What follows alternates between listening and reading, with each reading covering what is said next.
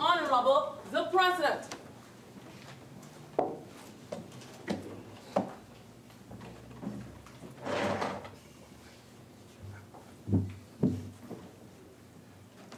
Let us pray. Almighty God, we willingly acknowledge you as the supreme being, most gracious and most merciful. Look down, we beseech you, on us who are members of this Senate, and deign to assist us in the duties that we have to perform on behalf of our beloved country of Trinidad and Tobago. Open our eyes to see the truth, and help us to accept it with all its implications into our lives. Direct us, O Lord, in our deliberations, so that setting aside private interests, unwholesome prejudices, and personal affections, we may treat all matters set before us with honesty, courage, and conviction. Through all we say and do in this Senate, may we give glory and honor to your holy name, inspire confidence in our fellow citizens, and make a positive contribution to the peace and prosperity of our nation. Amen.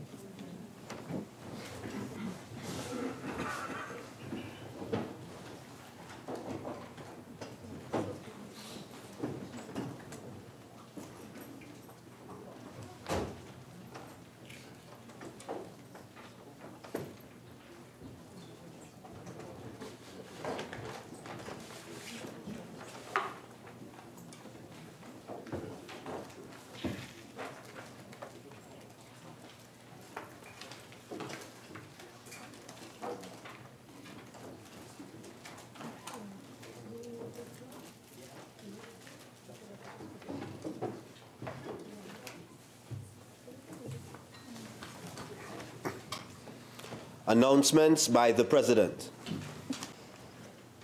Honourable Senators, I have granted leave of absence to Senator Sophia Choate, SC, who is ill.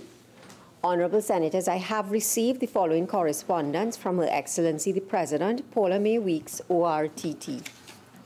The Constitution of the Republic of Trinidad and Tobago by Her Excellency Paula May Weeks, ORTT, President of the Republic of Trinidad and Tobago and Commander-in-Chief of the Armed Forces. To Mr. Josh O.W. Drayton. Whereas Senator Sophia Choate, SC, is incapable of performing her duties as a senator by reason of illness. Now, therefore, I, Paula May Weeks, President as aforesaid, in exercise of the power vested in me by Section 44(1)(b) and Section 44(4)(c) of the Constitution of the Republic of Trinidad and Tobago, do hereby appoint you, Josh O.W. Drayton, to be temporarily a member of the Senate with effect from the 21st of January 2019 and continuing during the absence of Senator Sophia Choate, SC, by reason of illness. Given under my hand and the seal of the President of the Republic of Trinidad and Tobago at the Office of the President St. Anne's this 21st day of January 2019. Honourable Senators, a Senator is required to take the oath.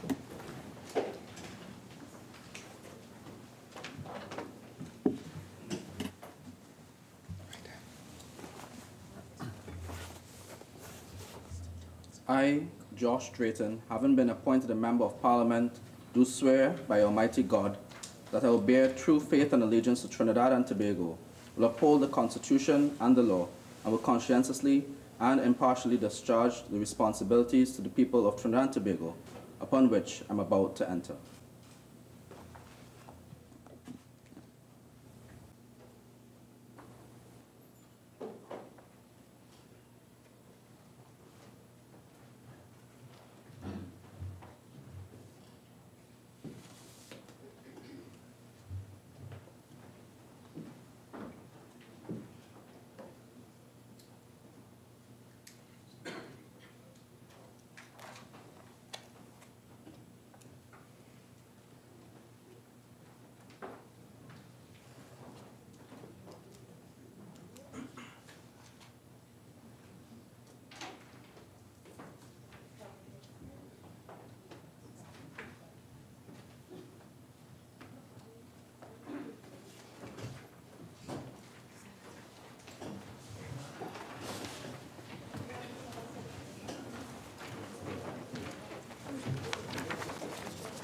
Bills brought from the House of Representatives. On the supplemental order paper, the Finance Variation of Appropriation, Financial Year 2018, Bill 2019.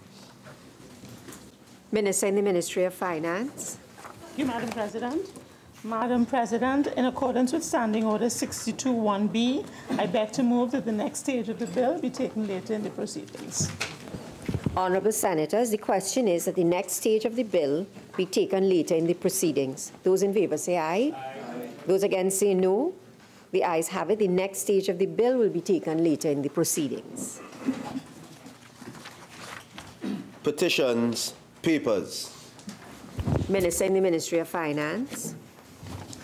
Madam President, I have the honour to lay on the table the following paper as listed on the order paper in the name of the Minister of Finance, the annual report of the Heritage and Stabilization Fund for the year 2018. Thank you, Madam President. Leader of Government Business. Thank you very much, Madam President. Madam President, I have the honour to lay on the table the following paper as listed on the order paper in the name of the Minister of Public Utilities. The Telecommunications Universal Service Amendment Regulations 2019. Madam President, I have the honor to lay on the table the following papers as listed on the supplemental order paper in the name of the Attorney General and the Minister of Education.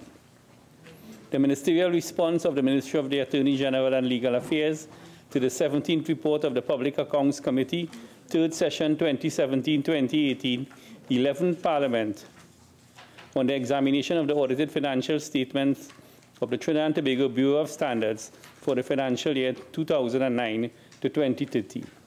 The ministerial response of the Ministry of Education to the 6th report of the Joint Select Committee on Social Services and Public Administration, 4th session 2018-2019, 11th Parliament, on an inquiry into mental health and wellness services and facilities in Trinidad and Tobago. Reports from committees. Senator Mark. Thank you, Madam President. Madam President, I have the honor to lay on the table the following report as listed on the supplemental order paper in my name. The 15th report of the Public Administration and Appropriations Committee, 3rd session, 2017-2018, 11th Parliament, on an examination of the expenditure and internal controls of the Ministry of Tourism.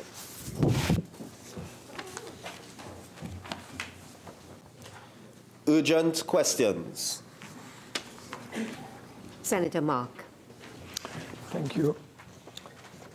To the Honorable Attorney General, in light of reports that Trinidad and Tobago birth certificates are being sold to non-nationals, can the Attorney General state what is being done to address this issue? Attorney General. Thank you, Madam President. Madam President, the allegation contained in a newspaper article over this weekend that birth certificates are being sold to non-nationals has not yet been proven. On the receipt of the allegations, the Registrar General initiated an internal investigation. The findings were reported to the Permanent Secretary and reported to the Fraud Squad of the TTPS for further investigation. To date, the investigation in this matter is ongoing, and the process of gathering further evidence is, of course, continuing simultaneously. A formal request has also been sent to the Ministry of National Security for the assistance of the Computer Security Incident Team so that we can work in tandem. I should say as well that the Registrar General is also in discussions with the IT service provider for that particular registry. And that IT service provider is looking at the electronic and digital footprints in relation to this process. But I wish to underscore that these allegations have not been proven. There is a process of investigation which is ongoing. And indeed, upon having whistleblower information that there may have been a consequence, we took all necessary steps as has been addressed so far. Senator Mark. Madam President, having regard to the fact that the police has been brought into this matter, can the Honorable Attorney General indicate whether any individual or individuals working at the Registrar General's Department have been asked to assist the police in their investigation thus far? Attorney General. Yes, Madam President, I can confirm that the ongoing investigation by the TTPS does involve their own inquiries of persons who were attached to the Registrar General's Department.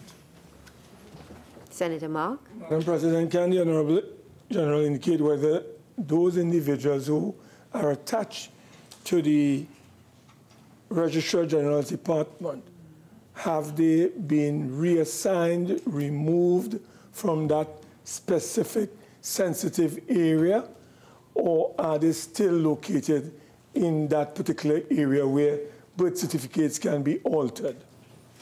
Attorney General. First of all, let me say this. The alteration of birth certificates is not an issue in this matter. No birth certificates have been altered, as our extensive investigation has demonstrated. It is, in fact, the applicants for birth certificates, the person who applies for it, that is in issue. And to answer the Honourable Senator's question, the persons attached in terms of the allegations standing against them are in the course of a disciplinary exercise as we speak, and as is standard protocol, they have been moved away from the situation so that there can be no compromise to an investigation. Next question, Senator Mark. To the Honourable Attorney General, given reports that approximately 147 Trinidad and Tobago birth certificates have been illegally altered during the period May 2016 to November 15, 2018, can the Attorney General indicate what steps are being taken to retrieve these birth certificates? Attorney General. Thank you, Madam President. Again, I just wish to underscore that we've done extensive audits into the civil registry database to determine whether birth certificates had in fact been illegally altered. The results of the audits reveal that applicant details have been altered, not actual birth record information. There is a significant difference between the two. The alteration of a birth certificate would lead to serious consequences, but no birth certificate has, in fact, been shown to be altered in the investigations that we have looked at so far. We have, however, determined that there was an attempt to alter applicant details, that is the person who applies for a birth certificate, and that matter, as we've demonstrated, has been referred to the relevant authorities. With respect to the retrieval of the birth certificates at the centre, all information in respect of applicants have been submitted to the TTPS and Fraud Squad Unit for investigation and retrieval of birth certificates. So each of the issues that we have discovered, having been referred to the TTPS and Fraud Squad, the request is for retrieval of such certificates that would have been delivered to applicants who applied for them, Madam President. Senator Mark. Madam President, in light of the grave nature of this development, can the Honourable Attorney General advise this Senate what steps have been taken to put in place systems to avoid any tampering of applicant details, as he has indicated, in the future? What steps have been taken, Madam President? Attorney General. Madam Speaker, I'd like to say that it is important to observe in this scenario that it was the Registrar General, as a subset of the Attorney General's office, that did the reporting. This was not something which was sprung upon us and which came upon us other than by way of a whistleblowing report which came to the RG's attention. As soon as the Registrar General discovered these issues, all of the protocols were put into place. and I wish to publicly compliment the Registrar General for being as diligent as she has been in the conduct of her duties and in reporting this matter. The software provider, Axial Group, that does the civil registry, the steps that we've taken include, number one, making sure that they are in license. As the country will know, under the past government in 2013, the licenses were allowed to lapse in other registries that the Registrar General hosts, because there is, of course, the company's registry and the land registry as well. So we've made sure that the licenses are in step. By having a robust licensing and service level agreement, we're able to ensure the digital accuracy and the access points. Because once the system is robust enough, you're able to know who had authorized access and what was done. It was in that exercise we were able to confirm that no certificate had been altered. But it was in that exercise also that we were able to say that some people may have abused their access position, and we were able to find that circumstance. So we are very pleased in the Attorney General's office that the Registrar General is on top of this issue. The fraud squad is in gear. The computer agencies in the Ministry of National Security are aware and in action as well. And very importantly, from an IT perspective, we are very much in charge with that. We have gone further to harmonize the other registries, the land registry and the company's registry, both of which were significantly outdated, but which we have managed by way of public tender and award of contracts to introduce 2 brand new systems, which are in the course of being worked out, and within 12 months, the finalized systems would be in gear. So we're very pleased at the progress we've made. Senator Ma. Honorable Attorney General, can you advise this Honorable House, Senate, whether the applicants whose birth certificates may have been tampered with, that is, applicant details, have these 147 approximately, we advise, have these individuals been contacted to at least alert them to avoid a situation where you can have 2 certificates being available in the society at the same time? Have these people been contacted? Attorney General. The TTPS fraud squad is in charge of that particular exercise.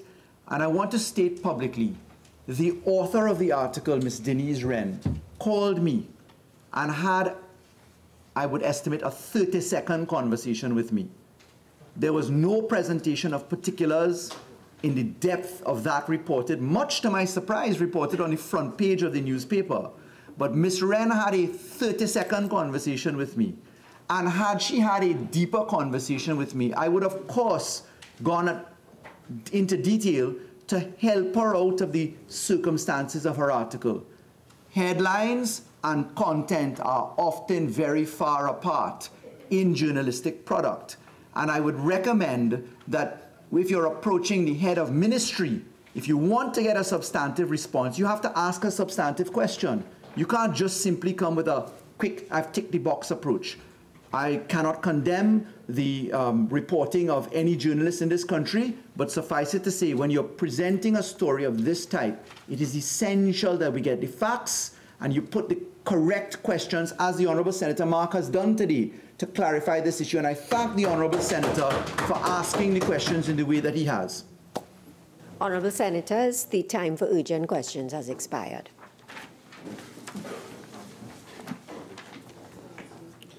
Questions on notice. Questions for oral answer.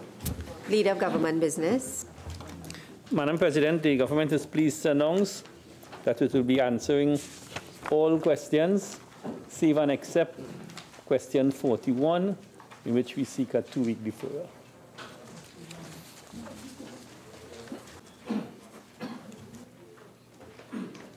Question 41 is deferred for 2 weeks. Senator Ramdeen. Good afternoon, Madam President. Madam President, question number 13 to the Minister of National Security. Acting Minister of National Security. Thank you very much, Madam President. Madam President, during the period September 2015 to September 2018, a total of 76 persons were admitted to the Trinidad and Tobago Justice Protection Program. Senator Ameen. Thank you, Madam President. Madam President, through you to the Acting Minister of National Security. Minister, are you aware that the number of 76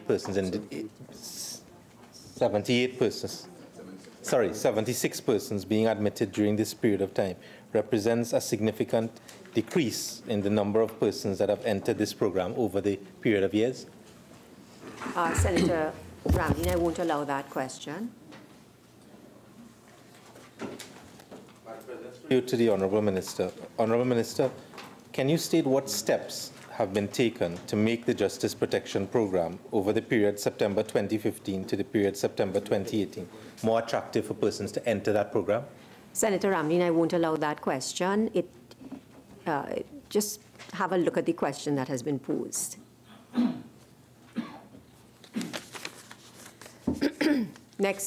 Another supplementary or next question, Senator Ameen. Thank you, Madam President. Madam President, question number 14 to the Minister of National Security. Acting Minister of National Security. Thank you, Madam President. Madam President, the Commissioner of Police has indicated that a total of 277 police officers are currently on suspension as follows: 269 for criminal investigations, 8 for Department Internal Disciplinary Investigations. Senator Ameen. Thank you, Madam President. Madam President, to the Acting Minister of National Security. Thank you for that answer, Acting Minister. What steps, Minister, have been taken to speed up the conclusion of this large number of persons who are under criminal investigation and departmental internal disciplinary investigations? Senator Ameen, I won't allow that question.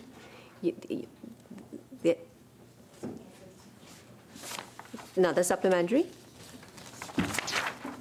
Madam President, through you to the Acting Minister of National Security. Minister, are you aware, as the Acting Minister of National Security, that some of those officers who are on suspension under head criminal investigation and departmental internal disciplinary investigation have been on suspension for as long as 14 years? Acting Minister of National Security. Madam President, these investigations are at different stages based on the nature of the offense being investigated and a number of different factors. So several reasons why it would have taken such a long time. Senator Ameen. Thank you, Madam President. Madam President, through you to the Acting Minister of National Security.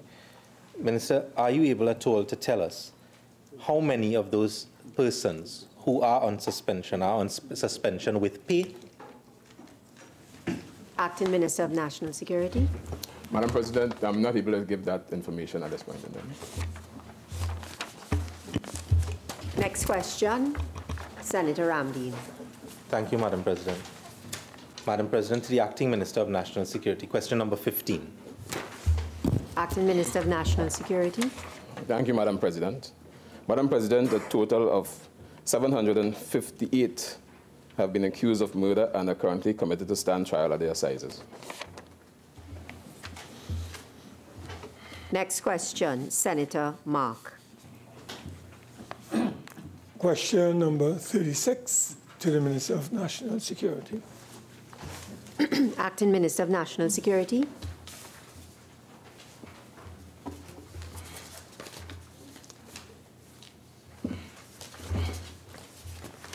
Madam President, I do not have that question here. I think there may have been an error somewhere. Could you, if you state the question, I may be able to answer it. Could someone just pass the Minister a copy of the question, please?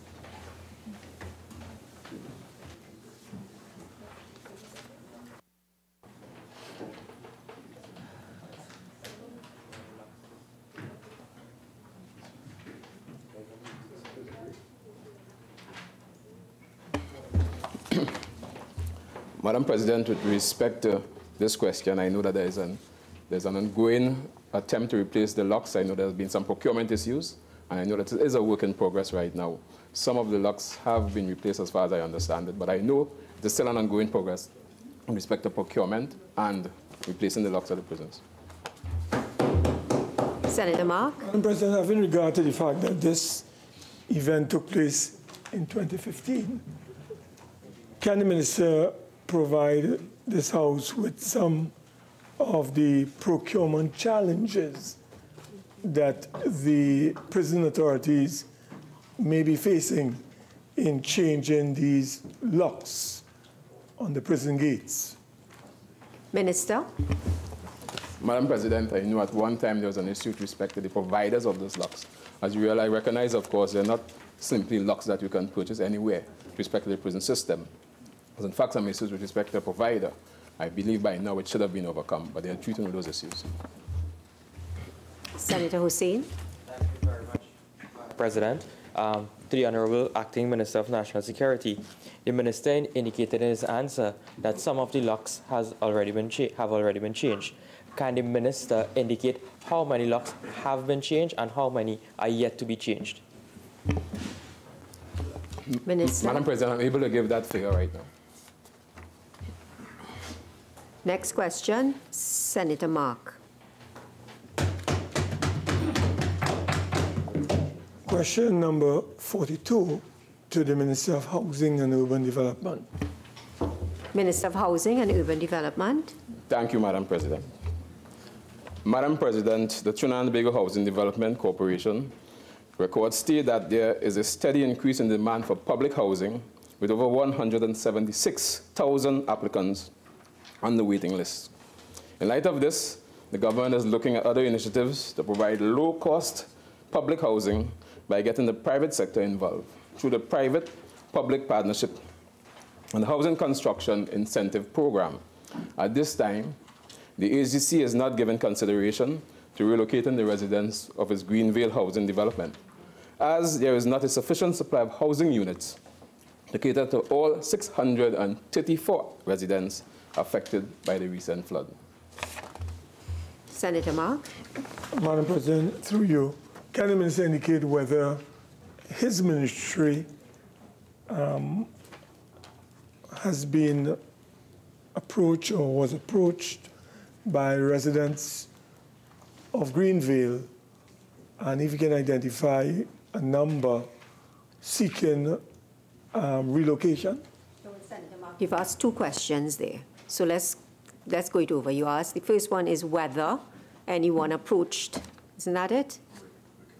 So could you ask the first limb of the question? Has any residents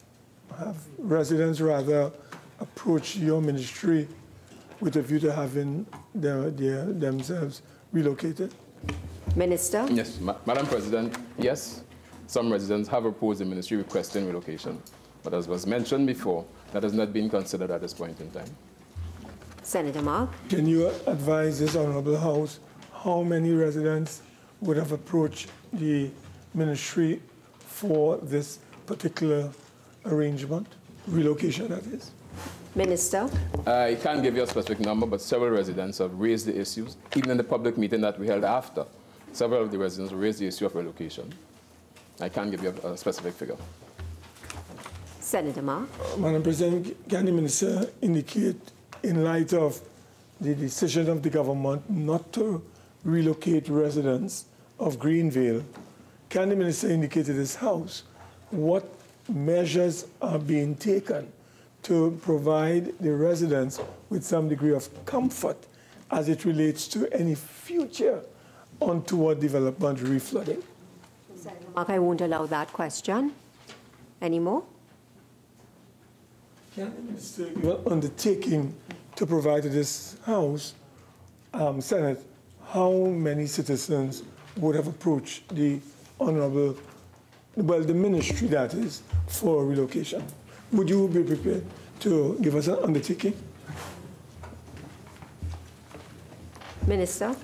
Madam President, several people have asked for relocation, and even some of the people who asked for relocation in the initial stage have withdrawn those requests. So there are a mixture of number of people that asked, and agency having done some work in the aftermath of the flood some people are quite comfortable with work that has been done by GCC.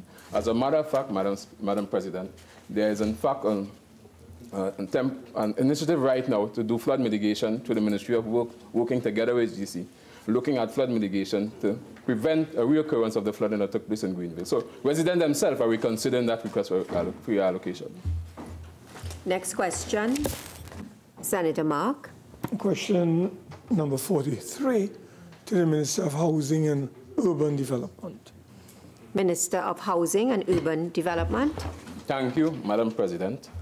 Madam President, consideration has not been given to the establishment of a commission of inquiry.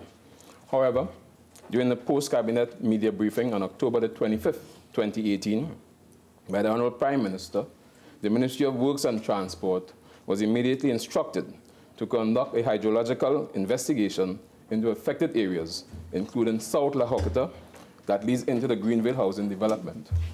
This will determine why Greenville was heavily impacted and what physical works can be done to ameliorate the draining system and bring greater comfort to those persons who live in that area. Evaluations have begun and remain ongoing. It is expected that the design of an engineering solution to the draining issue at Greenville will be finalized by the end of January, early February 2019. Senator Mark. Madam President, can the Minister indicate when this hydraulic survey begun? Minister. Madam President, the hydrological survey has in fact been completed already, and it's being evaluated right now. Would the Minister be willing to share with us elements of that completed hydraulic survey? Minister. Madam President, that comes under the Ministry of Works and Transport. I don't have any authority to pass on that information. Senator Ameen. Thank you, Madam President. Madam President, to the Minister of Housing. Minister, was that type of survey and that type of study not done before the Greenville project was constructed by the Housing Development Corporation? Minister. There was a survey that was done prior to the flooding, to the recent flooding in Greenville, and additional survey work was done after the flooding. So there's a combination of those things that were done. Senator Mark. Can the Honourable Minister indicate whether, based on internal inquiries by his ministry, could the Minister indicate whether anyone has been identified or held responsible for the situation that occurred in Greenville based on your own internal investigations? Senator Mark, I won't allow that question. Do you have any more? Next question, Senator Deonarine. Question number 86 to the Minister of Energy and Energy Industries. Energy Industries. Thank you very much, Madam President. Madam President, PEAPSL Consultancy Limited, which is the Petroleum Employees Assistance Program Consultancy Limited, continues to provide psychological and financial counseling and advice. These services are currently available to all former Petrotrin permanent and non-permanent employees and their families until May 2019. A 24/7 hotline, 474-CARE, has also been established and it is being utilized. To date, approximately 4,000 persons, which includes employees and their families, have sought counseling in some form or fashion. Okay. Senator Obika. Thank you very much, Madam President. Given that some of the person's resources may run out this year, could the Minister indicate what support will be given after May 2019? No. Minister? Well, counseling obviously cannot be provided open-endedly. So I think May 2019 is quite a distance into the future. People may still have psychological issues coming out of the trauma of losing their jobs. But this is the plan we have in place as we speak. Next question, Senator Hussain. Thank you very much, Madam President. Question number 107 to the Minister of Works and Transport. Minister of Works and Transport. Thank you, Madam President. Madam President, the Airport Authority of Trinidad and Tobago is usually advised in advance by the Ministry of Foreign and CARICOM Affairs, where the ministers of government travel in their official capacity. This is sometimes also communicated by personnel from the Office of the Minister. In the case of departure from Piarco International Airport, the Minister will normally be accompanied by the protocol officers from the Ministry of Foreign and CARICOM Affairs, who would coordinate with the airlines and staff at the airport diplomatic reception lounge. All check-in arrangements are coordinated by the protocol officers of the ministry in accordance with the DRL until departure. When a minister arrives at Piarco, he or she is normally met by a protocol officer from the Ministry of Foreign and CARICOM Affairs who facilitate immigration and custom requirements. While this process is taking place, the minister is again accommodated at the DRL. Madam President, the Airport Authority of Trinidad and Tobago accommodates members of Parliament in the manner described in this response, once their travel itinerary are communicated in advance. I thank you. Senator Hussain. Given reports, Madam President, recently of breaches of protocol at the airport by ministers of government, can the Minister of Works and Transport confirm whether or not any cabinet ministers were in breach of these protocols? Senator Hussain, I will not allow that question. Next question. Any further questions?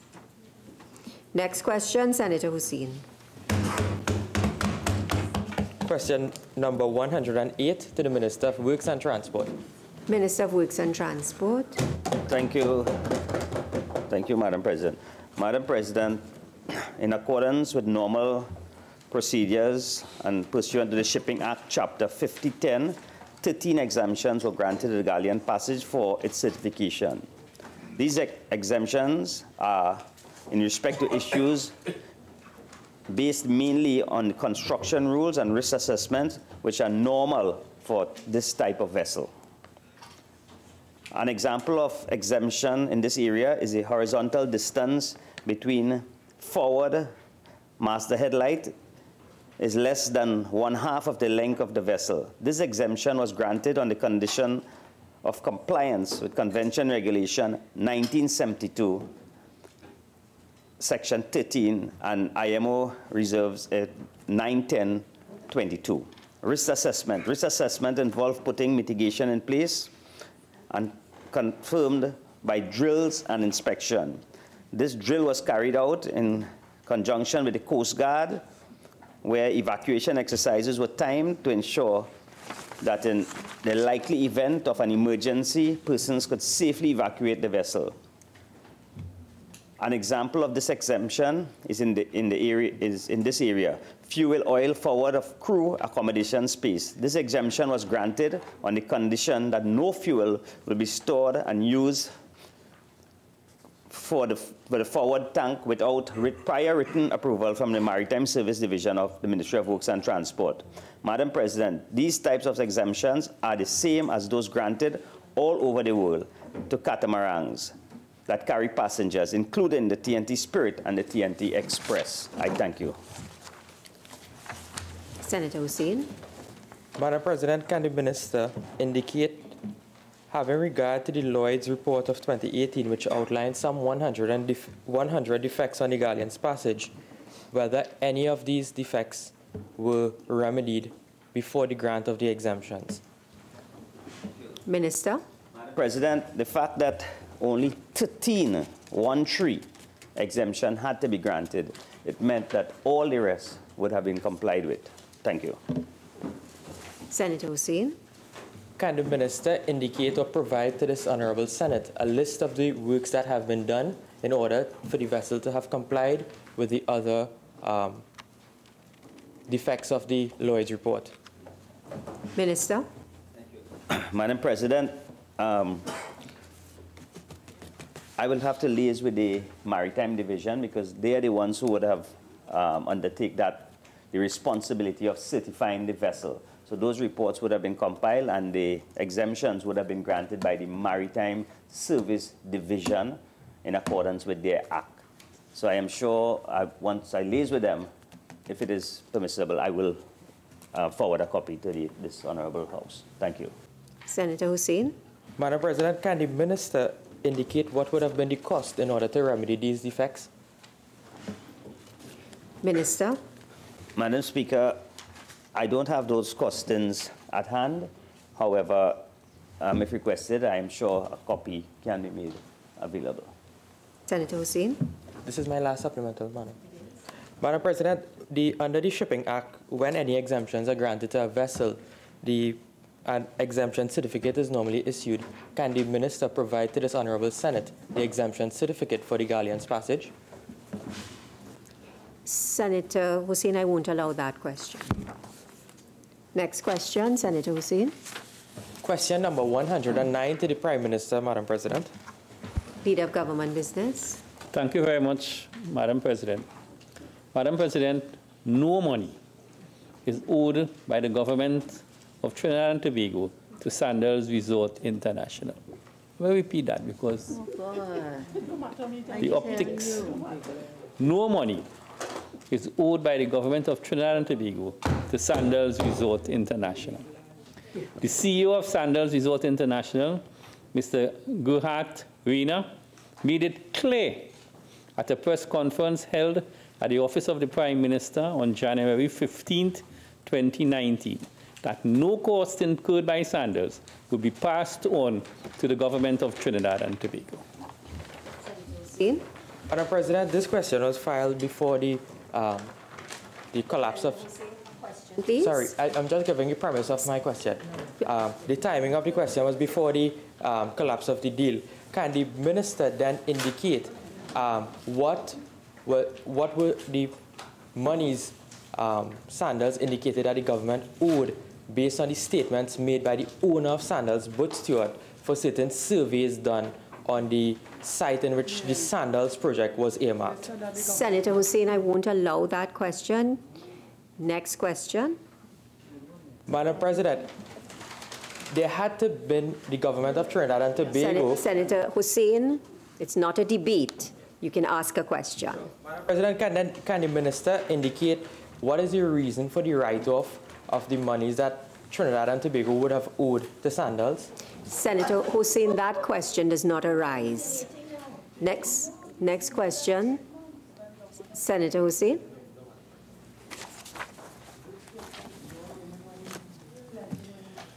Public business, government business, bills second reading.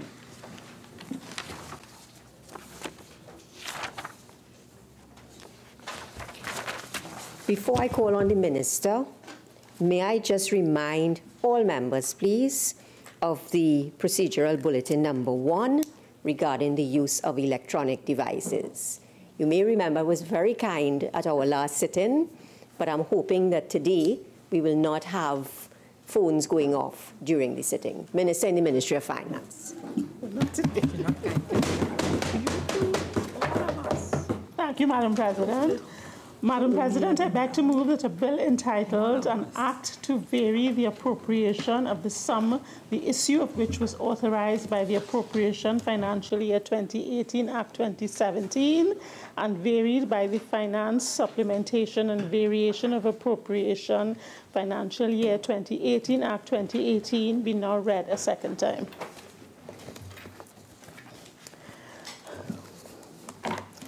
Madam President, this is a finance bill, and it has been passed in the lower house. The bill provides for the variation of the 2018 appropriation of resources in the sum of $586,161,666 to do the following things. 1, to provide additional funds in the sum of $517 million to bring to account debit advances for the period December 17, 2017 to September 2018 in order to meet the payment of interest on the central bank overdraft. And 2, to realign the provisions of the sum of $69,161,666 in the 2018 fiscal accounts in accordance with the new assignment of responsibility for TT Connect Service Center under the Ministry of Public Admin and Communications, effected by the Trinidad and Tobago Gazette number 108, volume 56, dated the 11th of October 2017, and also for the new assignment of responsibility for the Ministry of Communications and the assignment of responsibility for the Ministry of Public Administration, effected by the Trinidad and Tobago Gazette, number 77, volume 57, dated the 12th of June 2018.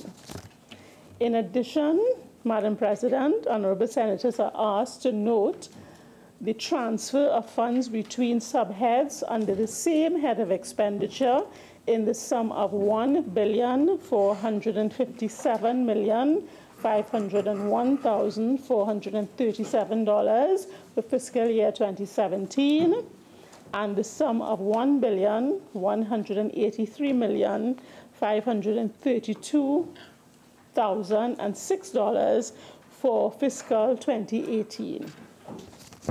Madam President, the total increase in the heads of expenditure being proposed is $586,161,666, and the total decrease is the equivalent amount of $586,161,666, which produces a nil net effect on the total appropriation. The approval of the reallocation of funds is currently being sought by way of finance variation of appropriation financial bill 2018. So, Madam President, what I will do now is give details of what those variances were to provide some clarity to the members of the House and the listening public. Further, I will give a synopsis of the issues, and during the course of debate, my colleagues on this side will provide further details in relation to adjustments in their ministries. Madam President, at this point, I would like to address the heads of expenditure for which a reduction in the sum of $517 million was proposed.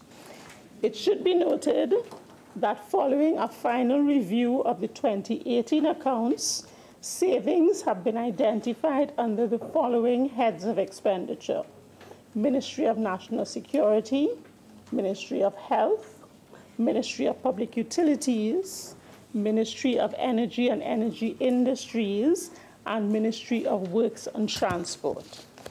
The reasons for the savings under the above heads are as follows.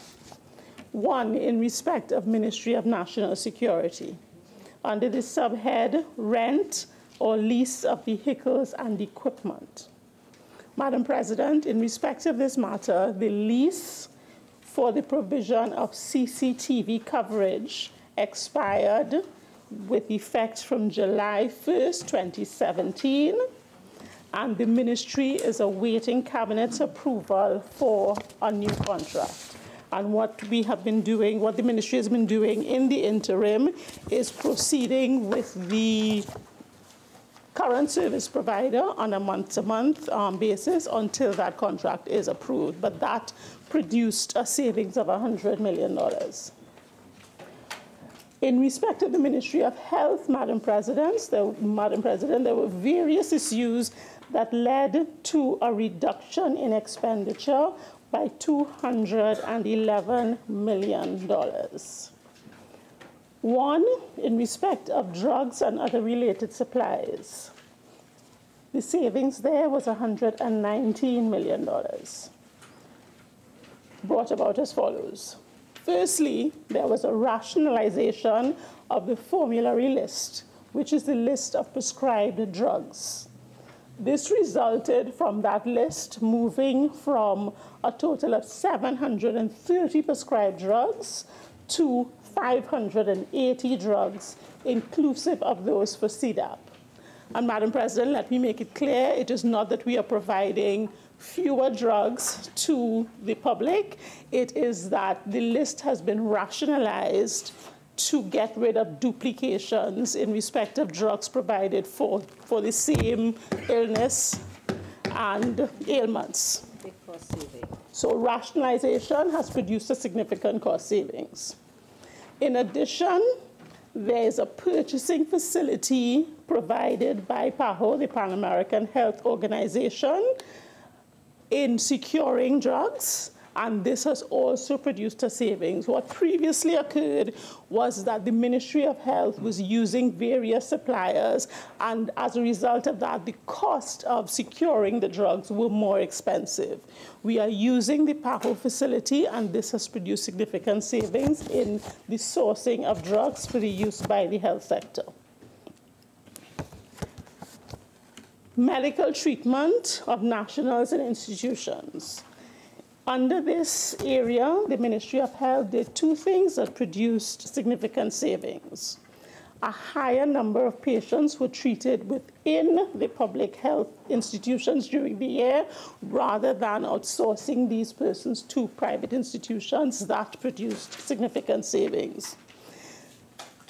There are claims that are ongoing between the ministry and various clients of the ministry, and those claims are being processed and verified. So the payments, some of the payments that were anticipated to be made during 2018 in respect of those claims have not been made. So that produced some savings. A deferral in that case, as opposed to an absolute avoidance, but that would have led to a reduction. Under the Regional Health Authority, there was a $26 million savings resulting from, one, the fact that filling of vacancies using Cuban doctors, there was a delay in effecting that, so the expenditure that was expected to be incurred in respect of that did not materialize in full. Claims, again, arising from legal matters, some of them were not finalized, and that resulted in a reduction in the cost that was expected to be incurred in respect of that matter. The Ministry of Health has been seeking to establish a virtual library. It was having difficulty locating and contracting a supplier for that virtual library, so this again resulted in a reduction of cost.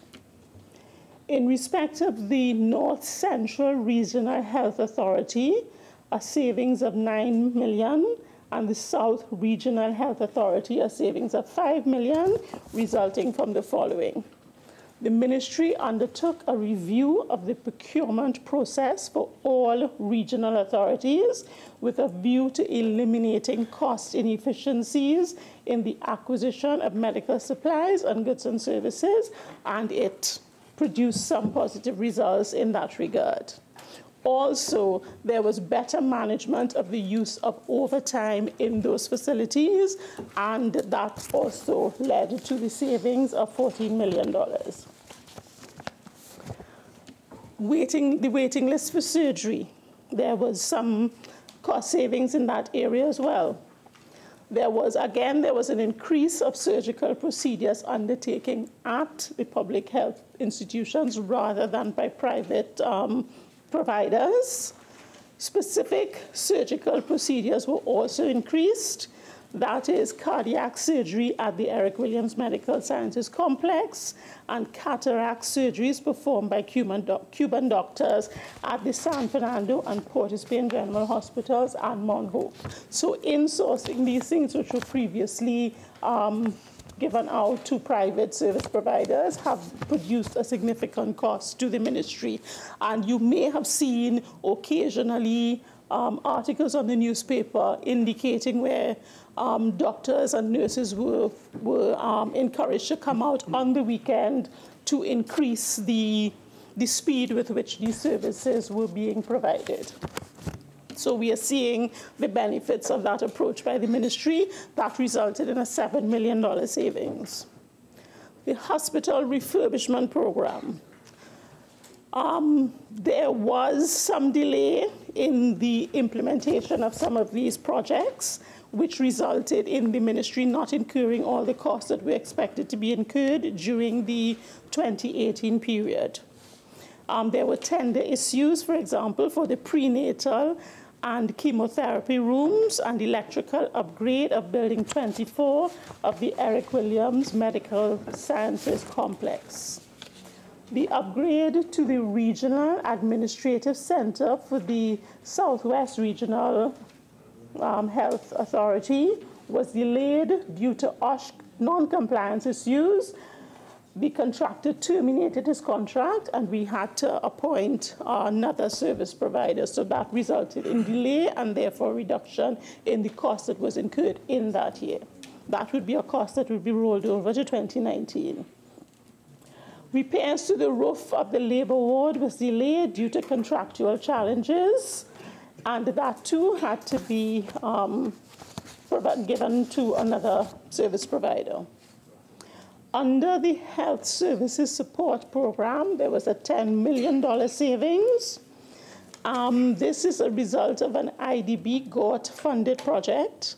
Delay in procurement resulted in a delay in the implementation of that project, which reduced the expenditure of the ministry under that subhead.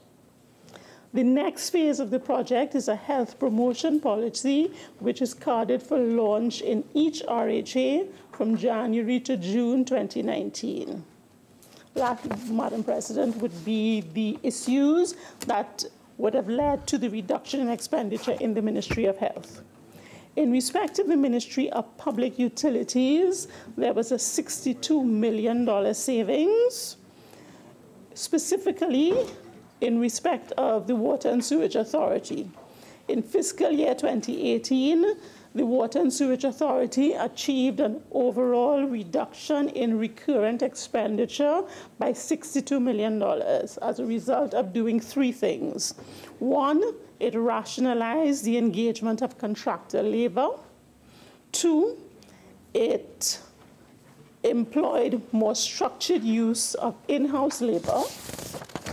And three, it implemented more efficient processes in the procurement of its goods and services. So this would have led to a savings of $62 million. In respect of the Ministry of Energy and Energy Industries, there was a $100 million reduction in the anticipated expense for 2018. And this was as a result of the shortfall in subsidy with the sale of petroleum products. Payments for the subsidy claims were deferred pending the completion of a reconciliation exercise. Under the Ministry of Works, Madam President, there was a $44 million savings in relation to the expense set aside for the dry docking of the TNT Spirit. It was expected that there would be two such processes undertaken, but the vessel was actually only dry docked once during the course of the year, and that resulted in a $15 million savings. In respect of, under the Works and Transportation, again, in respect of the Public Transport Service Corporation, the corporation would have acquired 35 new buses, which reduced the cost of repair and maintenance that would otherwise have been incurred if it kept on running the old buses that had been in use before those new buses were acquired. And this produced a $29 million savings in recurrent expenditure. Madam President, I now refer to the transfer of funds between subheads under the same head of expenditure. With effect from August 1st, 1988, Cabinet delegated its authority to approve transfers between subheads under the same head of expenditure to the Minister of Finance, when it agreed as follows. request for transfer of funds between separate subheads under the same head of expenditure should no longer be submitted for the Cabinet, but can be decided by the Minister of Finance on the advice of the Budget Division. Consequently, the Minister of Finance approved the transfer of funds in the sum of $1,457,501,437 for fiscal 2017 and $1,183,532,006 for fiscal year 2018.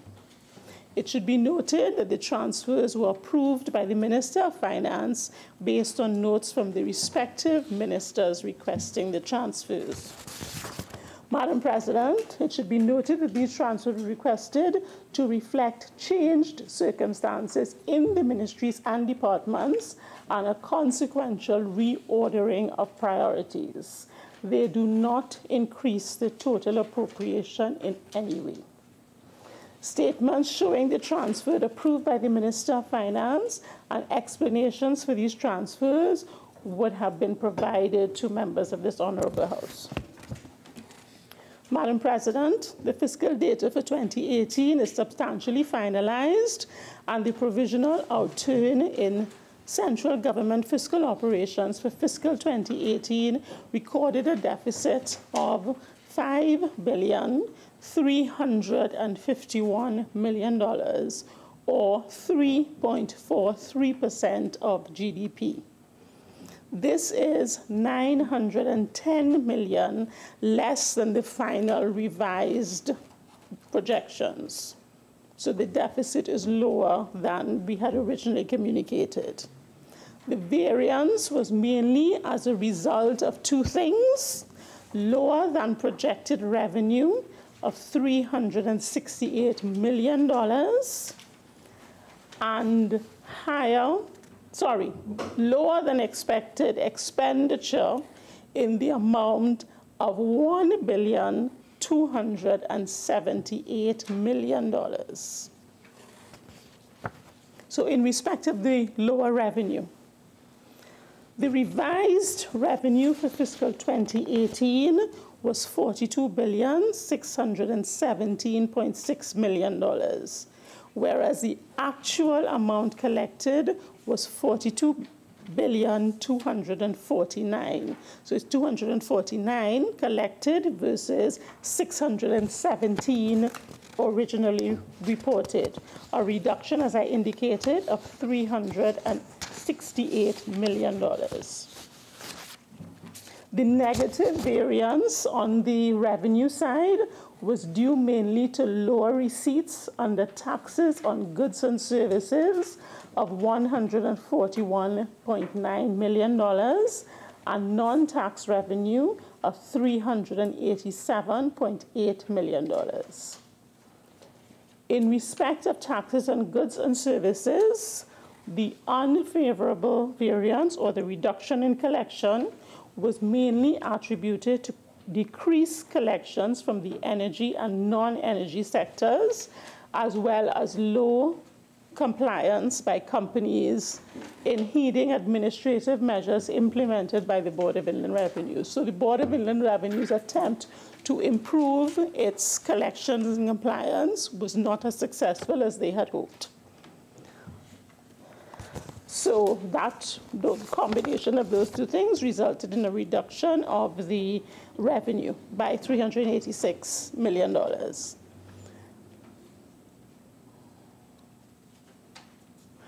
With respect to the other reduction of $387 million in non-tax revenue, this reduction resulted from a lower than anticipated inflows from the sale of the CLICO assets. Now let me explain that, because we would have said to you before that the CLICO, that the NIF offering was oversubscribed. What the Ministry of Finance opted to do, because of because of its determination to smooth the cash flow over this period, was that it did not deposit into last year's accounts all of the income from the sale of NIF. It deferred some of the deposit into the 2019 income year because it anticipated that during the period end of September to the end of December, its revenue and cash flow would have been negatively impacted because the bulk of the ministry's income comes in at the end of each quarter.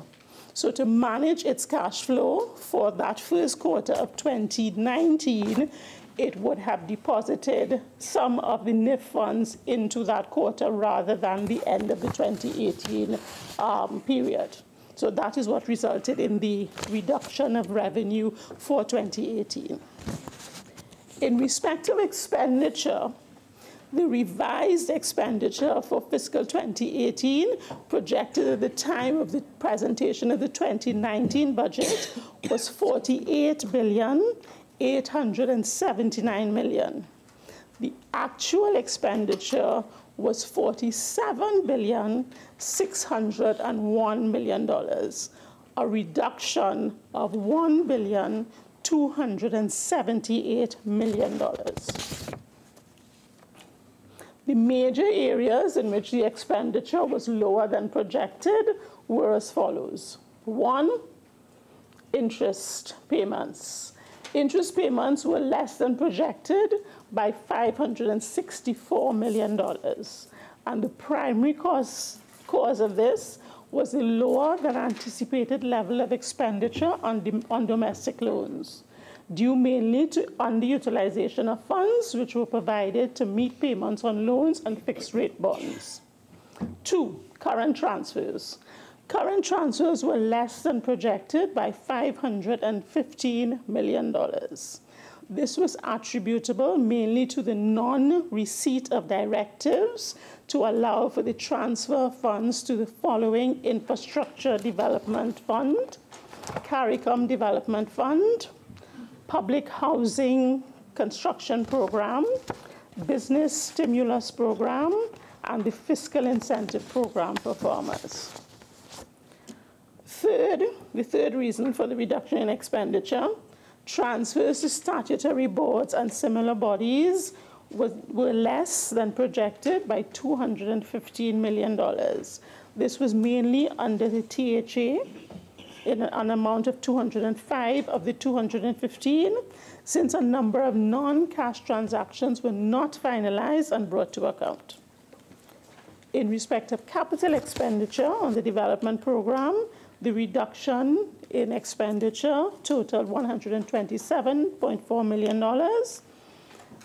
The expenditure was lower under the consolidated fund by $135.2 and higher under the Infrastructure Development Fund by 7.8, because as you may remember, the development program is funded from 2 sources, the Consolidated Fund and the IDF.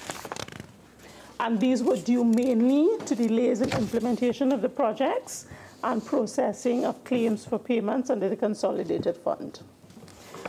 Madam President, this accounts for the variations that we are seeking approval for this afternoon. I wish to reiterate that the bill before us seeks to vary the appropriation for fiscal year 2018 in the sum of $586,161,666. And, Madam President, I beg to move.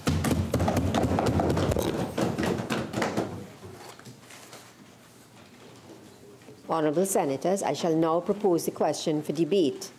The question is that a bill entitled An Act to Vary the Appropriation of the Sum, the issue of which was authorized by the Appropriation Financial Year 2018 Act 2017 and varied by the Finance Supplementation and Variation of Appropriation Financial Year 2018 Act 2018 be now read a second time. Senator Ma.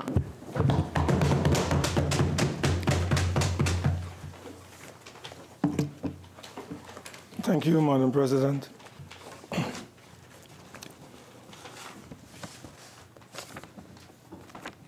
Madam President,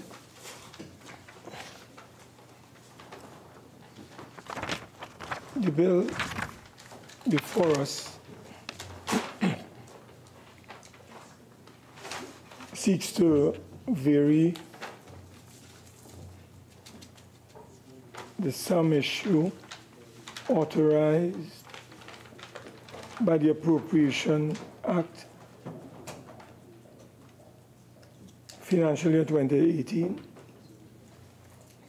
2017, and to vary the finance supplementation and variation of appropriation, financial year 2018.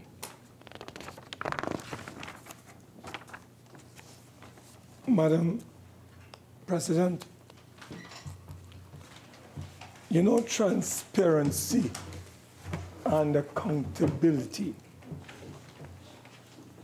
to be fully operationalized and realized require full disclosure. And the Honorable Minister, who has a lot of experience in these matters, was very short in providing this Honorable Senate with details, as if we are a rubber stamp group. To come here this evening, very short on details. Madam President, so short, the minister refused to inform the Senate of the savings, so-called, in the Ministry of Energy and Energy Industries. Skip that completely. And then when it came to the whole issue of the interest, Madam President, on the overdraft, no serious details provided by the minister to this House. Why is the minister seeking to deny this Senate full disclosure on this matter? Why? The Minister of Public Utilities saved $62 million. And Madam President, what we are told is what is in this document here, that you could have read and I could have read. The minister read this without giving us any additional details. So if I were not following details of this matter in the House of Representatives on television, I would not be able to make a proper contribution based on the contribution made by the Honorable Minister. So, Madam President, I am very and extremely disappointed with the Honorable Minister in the Ministry of Finance. Very, very disappointed.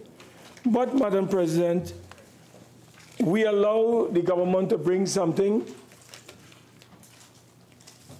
in 2 days when we're supposed to get 4. And yet still, we have been shortchanged. Well, I want to serve notice on the minister, on the leader of government business. In the future, we shall not be supporting any bill that requires 4 days notice in 2 days. We're not doing that. I'm just giving you notice. You could bring it, but you're not getting our support in the future. Madam President, the minister gave the impression, and I want to deal with the matter. You know, one would have expected some kind of perspective and context for these variations, Madam President, but we didn't get that context at all. We didn't get that context. Madam President, let me, first of all, deal with some elements in the variation. Because, you know, the IMF has a lot to say about this. I'll quote what they have said on this matter that we are dealing with here today. On planned expenditure cuts. And, Madam President, You know, there's a difference between savings and suppression. To come and tell this honorable House that you saved, Madam President, when you actually suppressed expenditure, is to I wouldn't say misrepresent the facts and the reality. Madam President, let me give you an example of this distortion of the reality that we are being asked to support today. We are told that the Ministry of Public Utilities, because of the minister's perspective on doing more with less, and as a result of a rationalization operation that was executed by the Honorable Minister, $62 million was saved. But nowhere did the Honorable Minister inform this House that external contractors that provide key services to WASA were eliminated, were retrenched, were dismissed. Nowhere did the minister indicate that to us. And Madam President, she can talk how much she wants to talk whilst I'm speaking. The Honorable Minister, that is I'm talking about. Whilst I'm speaking, I need silence, and I don't want anyone to be muttering whilst I'm on my legs. But Madam President, may I invite you to share, I want to share with you the so-called savings in the Ministry of Public Utilities, so-called savings of $62 million. You know what that led to, Madam President? It led to 116 contractors who do ground maintenance being relieved, being disposed of, being dismissed by the minister, or by not the minister, WASA. We didn't get it from the Honorable Minister this evening that 116 contractors involved in ground maintenance were relieved of that task. In order to do what, Madam President? Save $62 million. So to save $62 million, you're fired, dismissed, removed, Madam President, 116 contractors. Madam President, in addition to that, the Honorable Minister did not share with this Honorable Senate that in terms of pipeline maintenance, 124 contractors were dismissed by the WASA. That is, and then the fleet of vehicles that WASA had, they reduced it by 101 vehicles. I have no problem with if you want to rationalize your vehicles. That's fine. No problem. But, Madam President, why didn't tell us that? Why did the minister did not tell us that 101 vehicles were, in fact, removed from the system? We didn't hear that from the Honorable Minister. No, I'm not speaking to you, man. Let me speak now, man. I come into you just now about subsidies and energy. You take your time. I come in. Yes, Madam President. Yeah, take your time. Madam President, so what I would like to get from the Honorable Minister of Public Utilities when he speaks on this matter, tell us, in saving $62 million in the short run, tell us what is the long run cost to the citizenry of this country. We know, Madam President, that there, in fact, if you would have read the papers on Sunday and you listen to the Honorable Minister speak on water conservation, you would learn, Madam President, that 50% of the water supply to this country by WASA goes to waste through leakages because of a poor infrastructure pipeline network in Trinidad and Tobago. 50% goes to waste.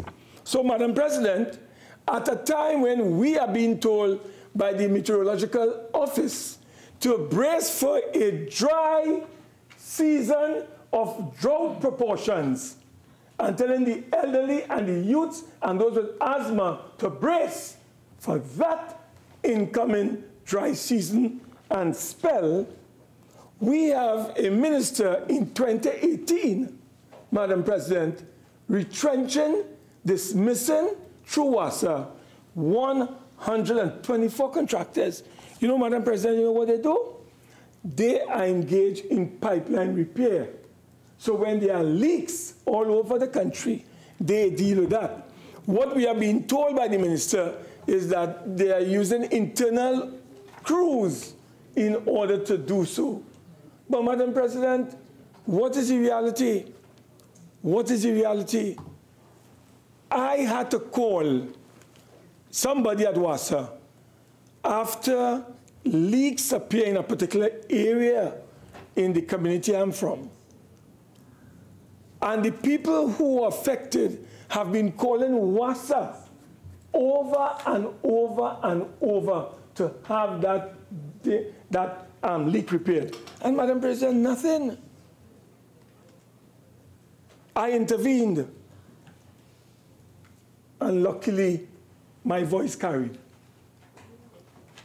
And WASA was able to respond, and the leak was fixed. Why did it have to take me to do so? Why the ordinary people who were calling did not get a WASA response? Is it because I'm a member of Parliament, and if I come here, Madam President, I will deal with WASA publicly? So it was done. So these 124 people, Madam President, that the minister have sent home, these people, we may have saved $62 million, as we are being told. But, Madam President, those 124 contractors might have employed directly 500 people. What would happen to those 500 workers? I'm assuming that you may have 500 workers. I don't have all the facts. Maybe the minister will tell us how many workers actually are employed by those contractors that have now been laid off. So, Madam President, you are saving on one hand, but you are disposing of labor on the other hand. So the contractors gone home and their workforce gone home. That is efficiency management. That is what is called savings, PNM style, Madam President. And that is really a mockery of this whole process that we are engaging in here today. It has nothing to do with savings, Madam President. The government, as the minister has admitted, Madam President, and she didn't go into details, the government, Madam President, has engaged in what is called the overdraft dance. The overdraft dance. And the minister again did not tell this country and tell this Honorable Senate what are the facts surrounding this overdraft. Madam President, unless you have something to hide, you would be open. Why did the minister not explain to the Senate the reason why the bulk of the $586 million that was saved, why 517 million out of that 586 went towards the payment of charges, Madam President, interest charges on a overdraft facility? executed by the central bank on behalf of the government of Trinidad and Tobago. Madam President, why did the minister not tell us that? Because the government, Madam President, we are told, initially budgeted for what? $400 million, Madam President, to deal with interest charges.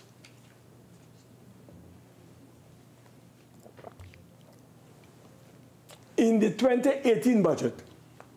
But Madam President, between December of 2017 to December of 2017 rather, and September of 2018, the government realized, Madam President, that the interest charges on the overdraft facility at the central bank skyrocketed from $400 million to $917 million, almost $1 billion in interest charges. Why did the minister not tell this country that is what took place? And Madam President, we want answers today. We want answers from the minister on this question. Because I could never forget, Madam President, when we were told as a country that when the government came into office, they accused the outgoing administration of maxing out the overdraft, and the country was running on fumes. That is what we were told, Madam President. Well, I am accusing the government of Dr. Keith Rowley, the Prime Minister of the Republic of Trinidad and Tobago, of maxing out the overdraft in 2016, 2017, and go to the Auditor General report to find out that, Madam President, by over $3 billion. They max out the overdraft. And then they accuse us, Madam President, of maxing off the overdraft, and they keep repeating it over and over when they are responsible for. But Madam President, not only this, Madam President, not only that, the government came in December of 2017 and they amended the Central Bank Act to increase the ceiling from 15% in terms of government seeking advances from the central bank to 20%, Madam President. 20%. They did that. Madam President, I looked at the 2018 because that's what the accounts we are dealing with now. 2018 fiscal year. The total revenue, the estimated revenue at that time, Madam President, was $45.7 billion. The central bank allows 20% overdraft on 20% as an overdraft on your annual estimates of revenues under Section 46 of the Central Bank Act. Madam President, that would give us a figure in overdraft of $9.5 billion. So in 2018, the government is supposed to access, in 2018, just about $9.2 billion. We understand the repo rate, which is the interest that is charged on these advances, moved from 4.75 to 5%. So 5%, Madam President, of $99.2 billion would give us something like $458 million in interest charges. Madam President, we are being told today that the government of Trinidad and Tobago had to raise $917 million to pay interest on the overdraft. Well, the overdraft that we have estimated did not go beyond $9.2 billion. And 20% of $9.2 billion is 457 at a rate of 5%. So we want to ask the government of this country, where did the difference go? If you are to pay $500 in charges, interest-wise, where did the $400 million go to? Madam President, we need answers from the government today. We would like to know from the government, where did the 400 and some, is about close to $430 million gone? Where did it go? Madam President, is it, Madam President, that the government was able to use strong arm tactics to force the governor of the central bank to break the law and go beyond the 20% that they are allowed in accordance with Section 46 of the Central Bank Act? I am asking questions, Madam President, and I'm asking questions because the population require answers. So we would like to ask the Honorable Minister of Finance, what is the state of play on the overdraft, and why it is the government is ignoring the International Monetary Fund's advice, because I know they like the IMF, because they are instituting all the IMF policies and conditionalities without having the IMF in Trinidad and Tobago. Their badge of honor is the IMF.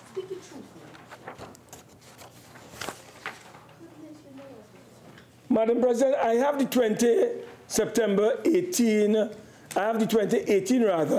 September report of the IMF, the Article 4 consultation. It's a press release. And on page 3, the International Monetary Fund has warned this government about using the central bank overdraft facility the way that they have been doing it. And on page 3 of this report, this press release, the government, I quote, the government should settle, according to the IMF, the overdraft balance with the Central Bank of Trinidad and Tobago and rely on market-based financing. That is what the International Monetary Fund is advising this government. Ease up on this almost abuse that is taking place at the level of the central bank, Madam President. So, Madam President, we call on the government of Trinidad and Tobago to indicate to this Parliament this $917 million that we are being told that they needed to cover interest charges. Our estimation, in accordance with the law and the estimates of revenues, ought not to be more than $500 million in interest charges. Could the government explain to this Parliament and to the citizens where the extra $400 million went to? What was it used for? Give us a proper explanation. Madam President, I did not hear the minister. Maybe the minister said it, but I didn't hear her. So I have to plead ignorance. Madam President, the other thing I want to go on to, after dealing with the central bank overdraft fiasco, I want to look at the issue of the Ministry of Energy and Energy Industries. I want the minister to listen very carefully to what I have to say this evening on this matter of fuel subsidy in Trinidad and Tobago. Madam President, we are being told that the ministry saved $100 million, and they are still reconciling payments as it relates to subsidy to Petrotrin that's supposed to come through Unipet as well as NP. Madam President, I would like to ask the Minister of Energy and Energy Industry whether the prices that they are charging the consumers today for super gasoline and premium gas is the government of Trinidad and Tobago in breach of the law governing the Petroleum Production Subsidy and Levy Act. I asked the minister this, and I will explain why I have asked this question. Madam President, if you know the law, which is the Production Subsidy and Levy Act, that act is designed and was designed by the drafters of it in the 70s and 80s to protect the ordinary citizens from the vagaries of international volatility in price levels, Madam President. And therefore, the law created a subsidy on petroleum products, whether it's super gasoline, Madam President, whether it's premium, or whether it's diesel. Madam President, you would recall that super gasoline is now costing 59% of the population utilize super gasoline in this country. 59%. You know, Madam President, what it is costing you and myself for a liter of super gasoline? But we save 100 million, eh, Madam President? 100 million. It is costing the ordinary person who utilizes super gasoline $4.97 per liter. Madam President, diesel is $3.41 per liter. And these are the two fuels that are consumed by the majority of the people of this country. 59% of the transport fuel consumed in this country is done through the consumption of super gasoline. 59%. Diesel, Madam President, accounts for 36%. Premium is, as I say, premium. It's very premium, Madam. Only a small percentage of the population utilize that.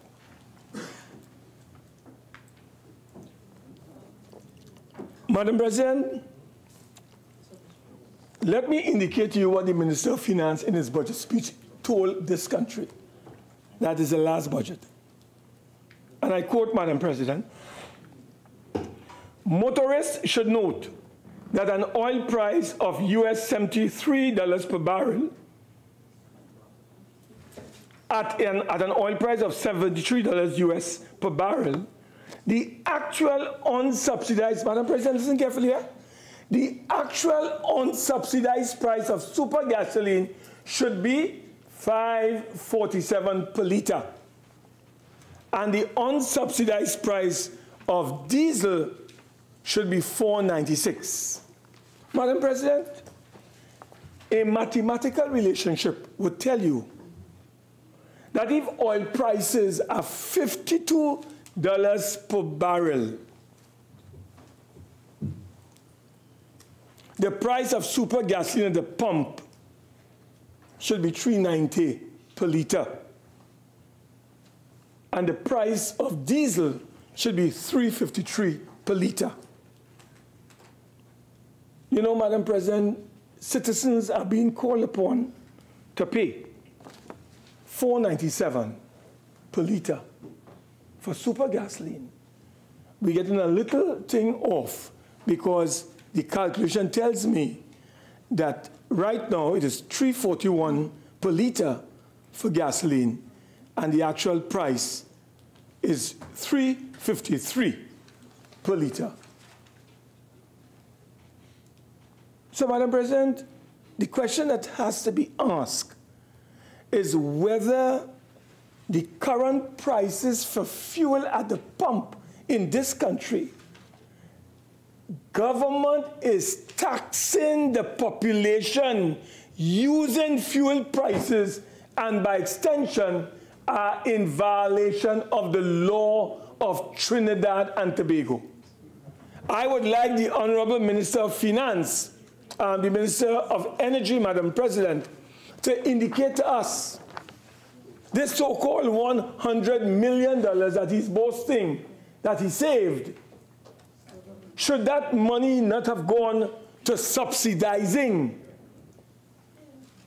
the consumer? Madam President,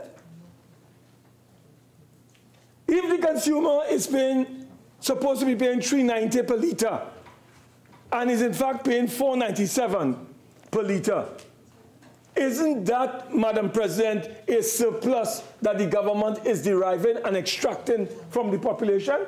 Is that not a new form of taxation that the government has imposed on the country? So we call on the government to give this country answers. Already, Madam President, persons who utilize premium gasoline are being taxed because they are paying beyond the level of the cost of premium gasoline, given the subsidies that they are entitled to.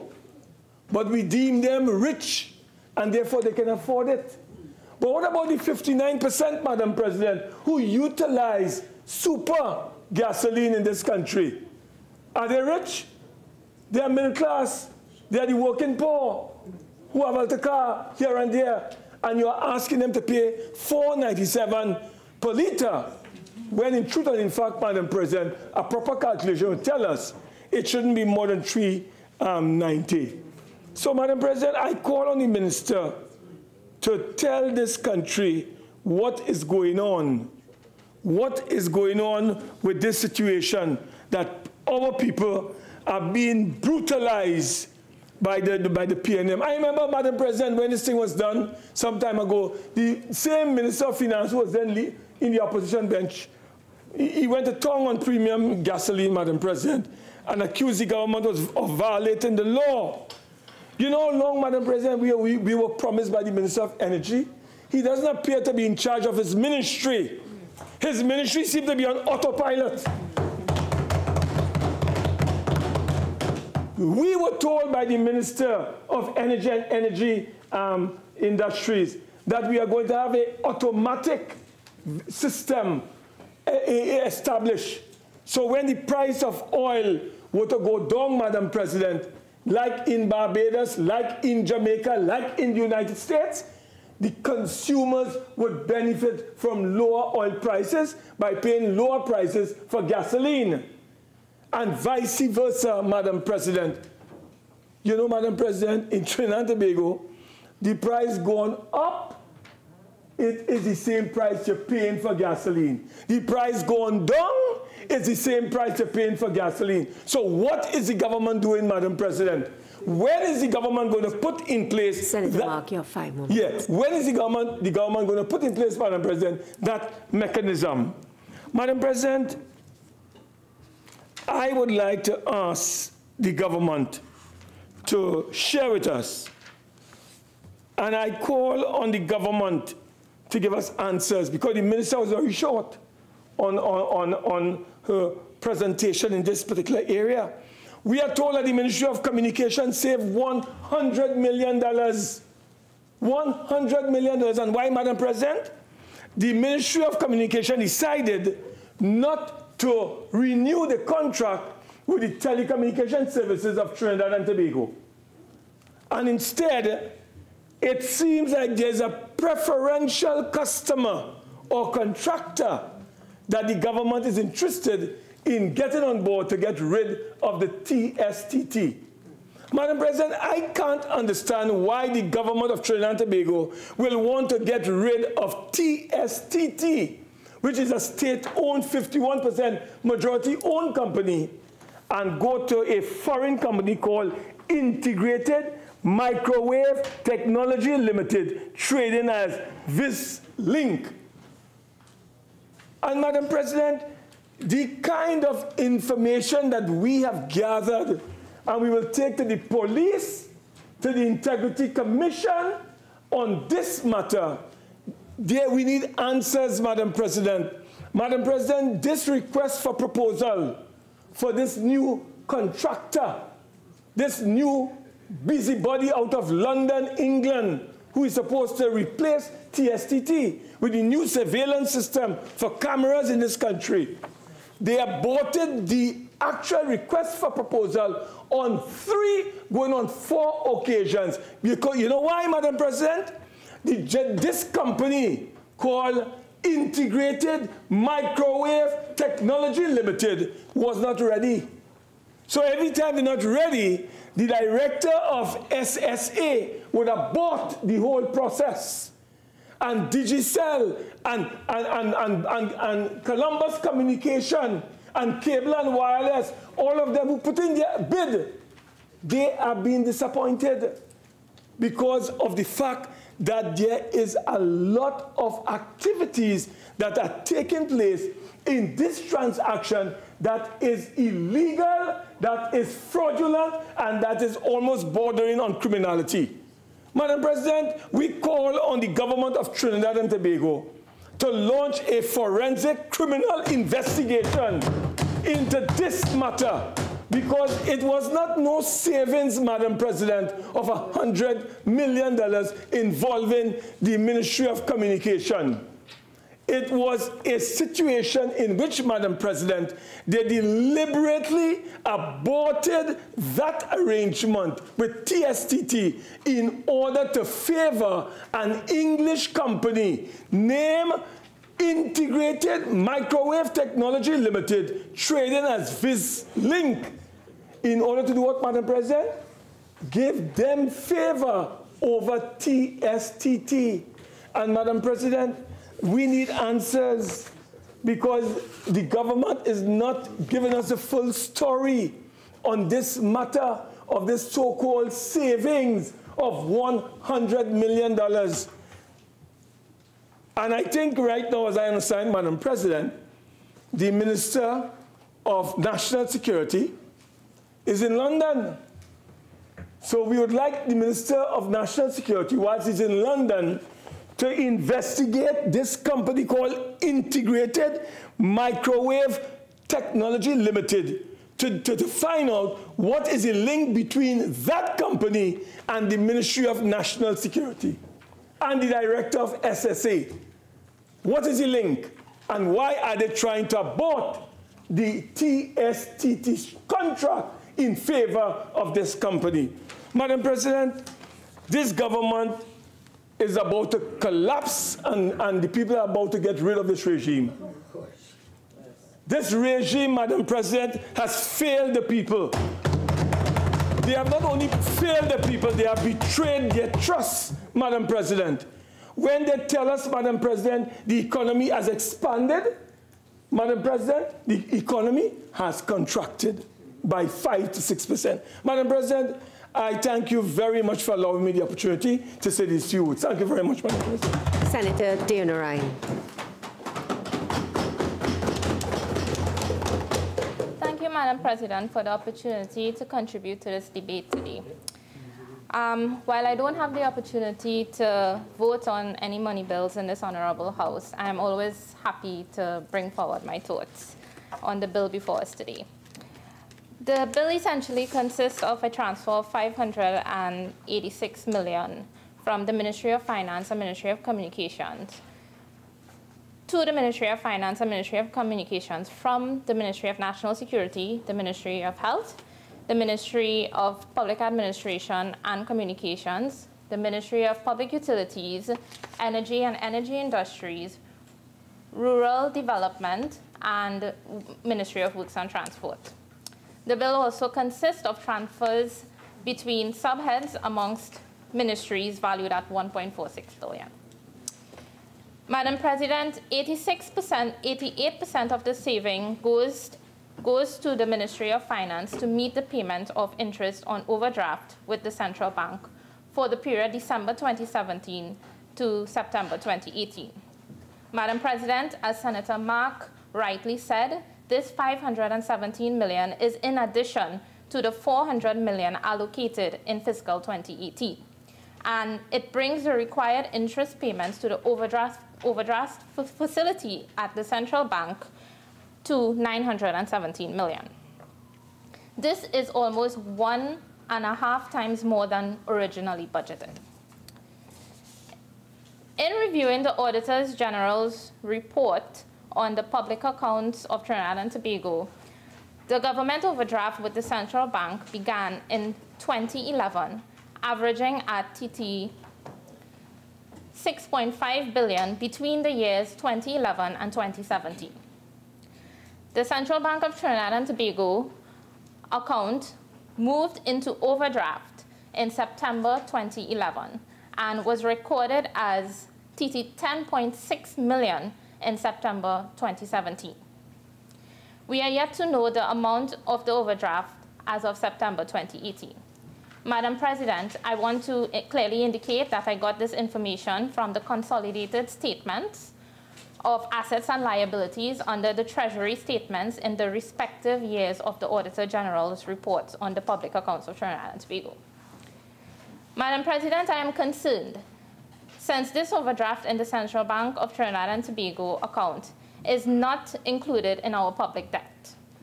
I honestly beg to question how close we are to the 20% limit stipulated in the Central Bank Act, Section 46.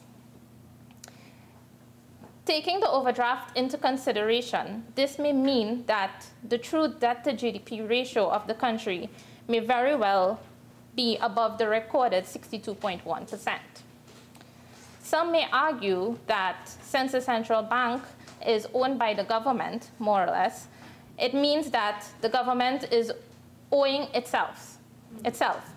However, when it comes to managing your resources efficiently, it is still a loan that has to be repaid as soon as possible at an interest rate that is currently around 5%.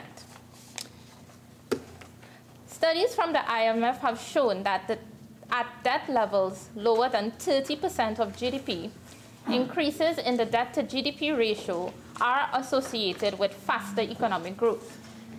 However, as debt levels rise beyond a threshold of 55 to 56% of GDP, each additional dollar of fiscal spending financed by debt has a negative impact on economic growth. At this point, the economy may begin to suffer from debt overhang.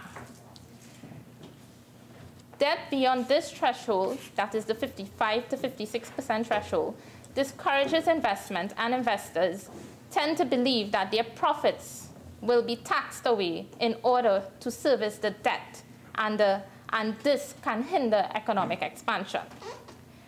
Trinidad and Tobago has crossed the 55 to 56% threshold since 2014. Madam President, we have 3 ministries foregoing $411 million in quote-unquote savings to find this interest payment to the Central Bank of Trinidad and Tobago. Well, some of it. Monies that could have been redirected to productive activity within these ministries.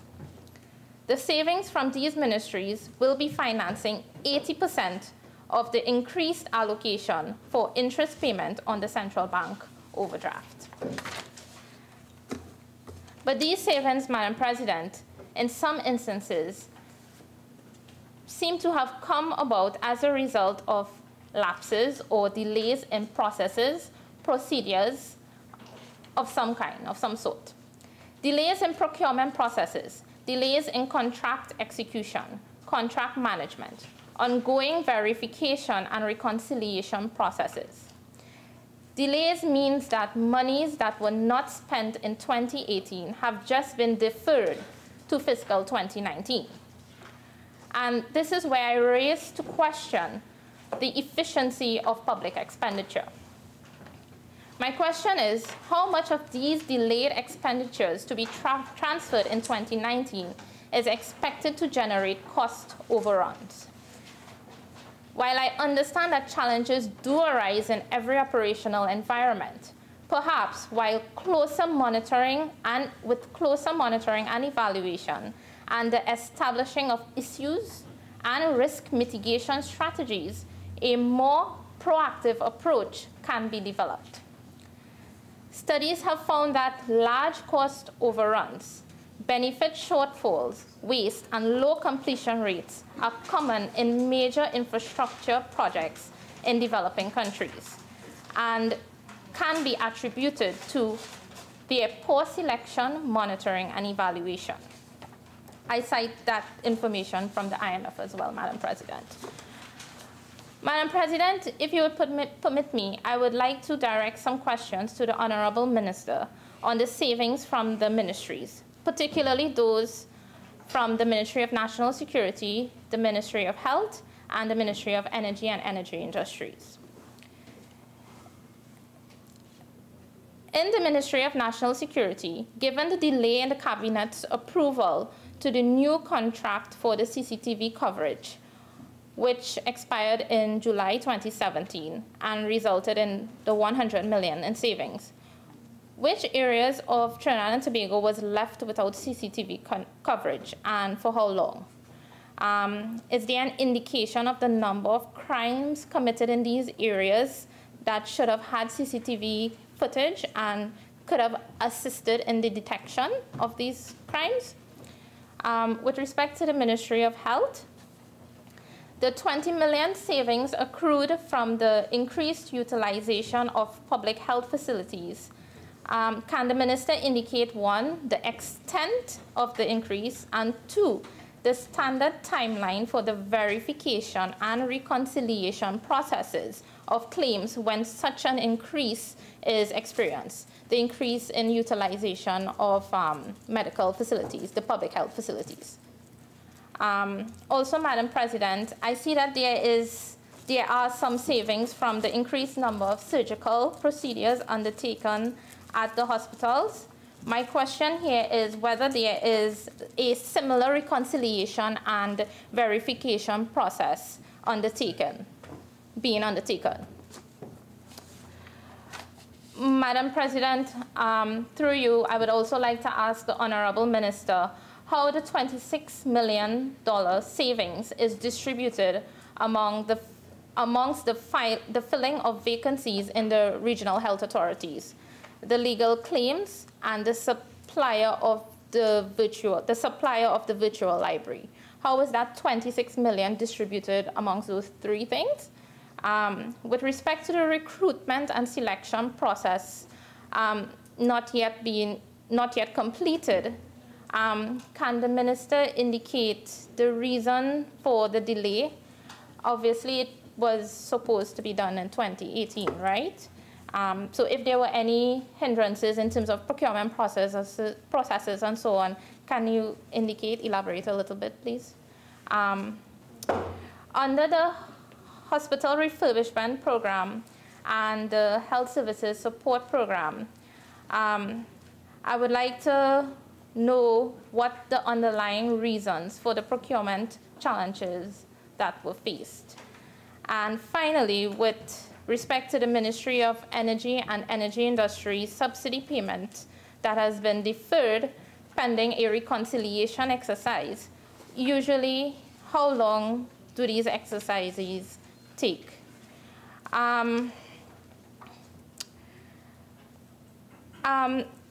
Madam President, I would like to begin concluding by saying that security and health are two of the major issues currently facing our country. I have no doubt that the honorable ministers comprehend the importance of their respective portfolios that play in the day-to-day life of the ordinary man in the street. Therefore, we ought to take extra care and consideration when dealing with the budgets of these two vital ministries. Each cut, as a matter of fact, each saving, quote unquote, should be looked at under the proverbial microscope and repercussions thoroughly studied.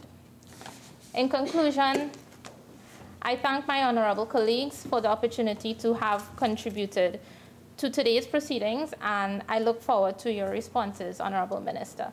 Thank you. Minister of Public Utilities.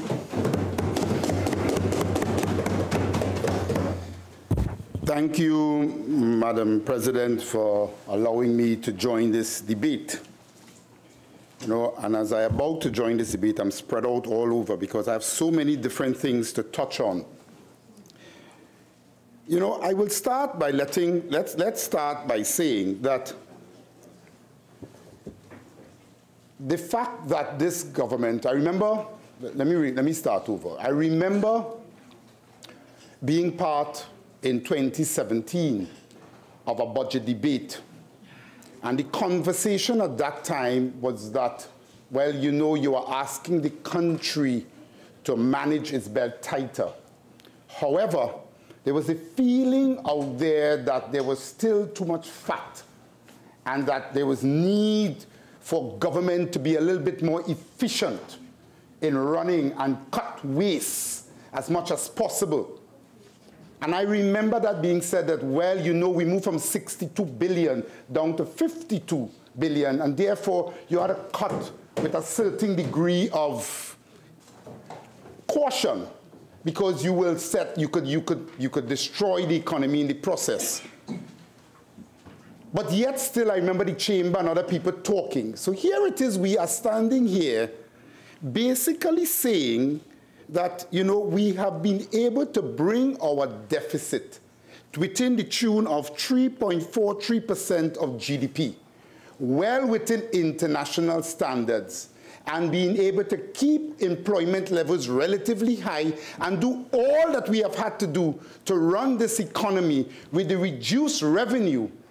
And I am getting from Senator Mark almost like if, well, that is, you really didn't do anything. You know, when you look at, so what if I have to dig a little deeper into Senator Mark's statement? Management, by his style, is about spending, spending, spending, waste, waste, waste, and inefficiency, inefficiency, inefficiency. In the case of my ministry and the public utilities, I am proud to say that in keeping with my government's attempt to do more with less, we have gone in and looked at the areas of inefficiencies within WASA, and by virtue of that, we have been able to cut back on the number of cars that people are renting. We looked at it from cell phones. We looked at it at contractual services, all right? And we have been able to allow to increase the productivity of WASA, so rather than using outside labor. And I make no apologies for that. I make no apologies for that. You cannot tell me which part of the world I am sitting. I am running a utility. I have over 5,200 workers. But management under the previous regime was, yes, you have 5,200 workers, but for whatever the reason, it was still see a need to leave the workers there. Don't utilize them. You are paying them. You continue to carry that bill, but go outside and contract out all the services. Now, under no stretch of imagination that I should be standing in this house defending that I have saved the people's, by virtue of the improving efficiency in WASA, we have saved money for the people of Trinidad and Tobago. And I want you to understand that when you're talking about saving money for the people of Trinidad and Tobago, there is one pot of money. There is one pot. At the end of the day, what the money saved today here is what allow you to give all of the social services that you have to subsidize. So you cannot say that it doesn't make sense. It makes no sense to continue to pay workers, and you are contracting out the services. But that was what management, as I said before, UNC style was. When you looked at the figures under contractual services, you see in 2014, the last audited statement showed that total figures reached as high of contractual services as $377 million. $377 million. That is the level of all of those services that were there. Services that you could have produced and done internally. And if the people were not doing the services, these organizations are not made, they are made, as I've always said, these state organizations have to provide a certain level of service.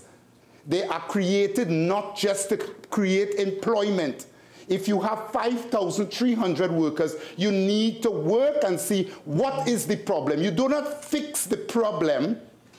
You do not fix the problem by simply putting a bandage over it and saying, well, all right, I need to get leaks repaired, and I can't get the WASA workers to work, so you know what? Let me go outside and big contractual services. That is what you call management by VAPs. That is what you call management by kicking the can down the road. And that is the kind of management that we are accustomed to. That is the kind of management that happened under Petrotrin for years. However, you realize that that only increases cost, but you could do that when money is no problem. When you have money, money is no problem. But when you have it, that's why I said before in my opening statement, then when money is no problem, then what you do is waste it, waste it, waste it. And that I will have no part of, because money has value, and at the end of the day, you have to make sure that you spend the people's money in an efficient manner. When you look at WASA, I mean, you go into some more details on that organization. Over the period 2010 to 2015, that organization spent close to $14 billion between capital expenditure and recurrent expenditure. That is the kind of money that you are actually putting out there and giving to an institution. And as a result, the reason why you had to spend all that money is because you were spending money and you were also not getting the type of service out of it. So, Madam President, $14 billion spent. And what did we get for that $14 billion? Let me give you some examples. You see, just yesterday, as you rightly said, we were looking on the paper and we saw the Beetham wastewater treatment plant. Remember that? Yesterday it was in the newspaper. This was a project that started at a budget about $700 million. We read yesterday that $1 billion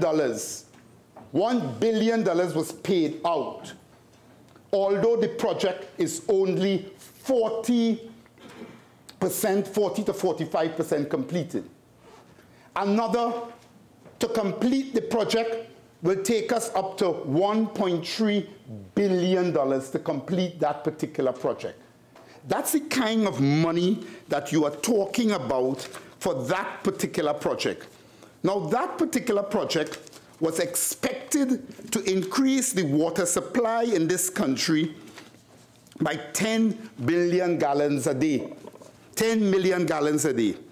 So you are asking yourself to engage in a project that will increase your water supply by 10 million gallons a day. When you do the math, you are therefore talking about, and I have the figures here.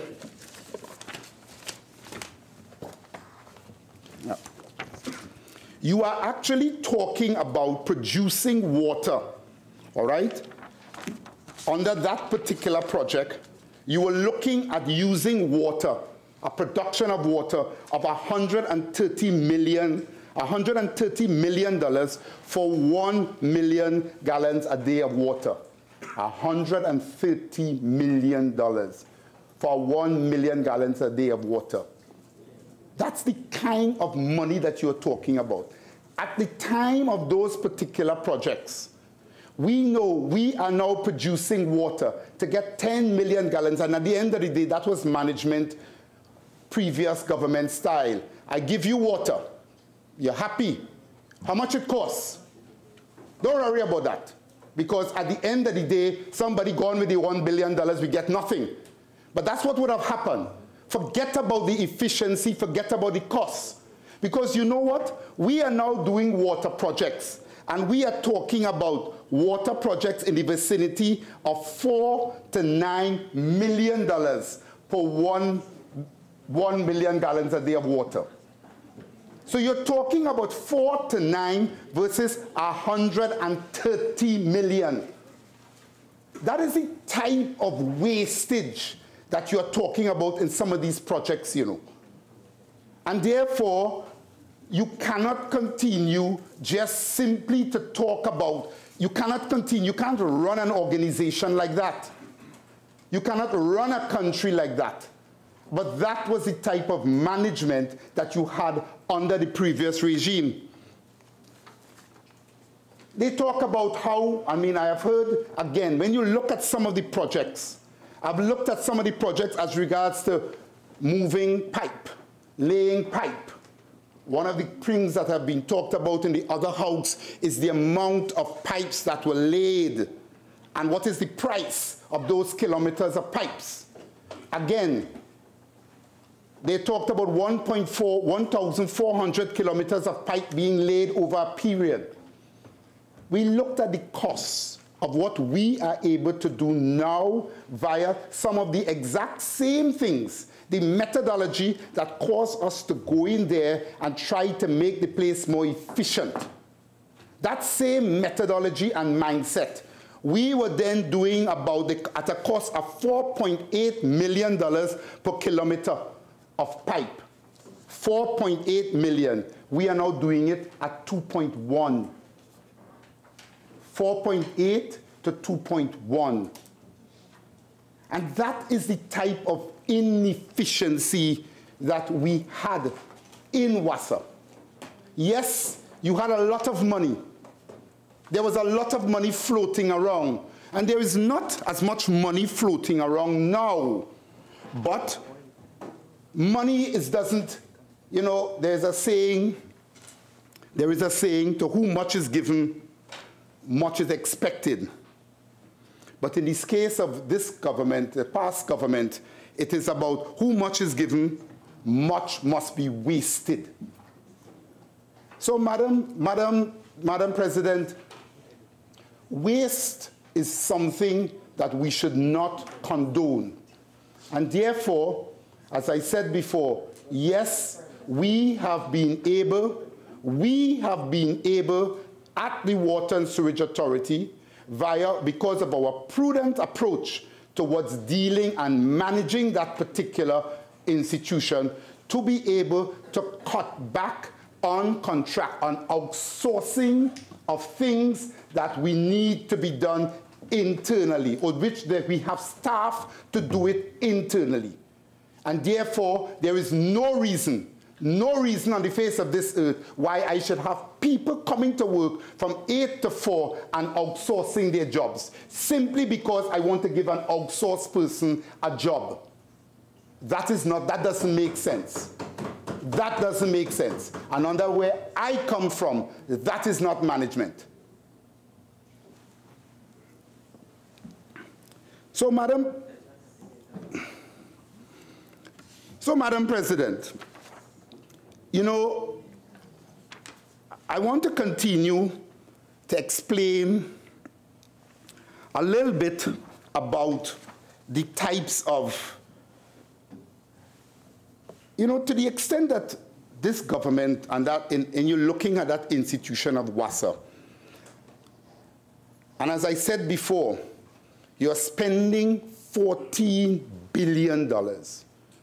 And if at the end of the day, I could say, if you give me $14 billion now because you were in a position you were able to get it, I would have been able to do so much more with that money at WASA. $150 million of that money was spent towards a VSEP program. There was a decision that 120 million borrowed money towards doing a particular VSEP program at WASA because it was felt the organization was overstaffed. The organization had 2,000 people benefited from having to leave the organization through VSEP and arrangements to use up the 150 million. 150 million. At the end of the period, we started with 5,000 workers. We ended after 2,000 people left, all right? We ended with 5,300 workers. 5,300, again, that is the type of efficiency and management. It meant we had the money, there was money around, and therefore, it was therefore around to be there to be spent and to be wasted. But here it is, you are having a program for VSEP. You have decided that the staff numbers needed to come down. And after the program, after you have implemented it, after the country continues to spend money to have it, you end up taking back the staff numbers to exactly where they were. That again is an idea and continued mismanagement that went on in that particular institution. They spent money on a number of projects. When we went in, when they went there were a number of a 12-month action plan, 109 projects that needed to be done.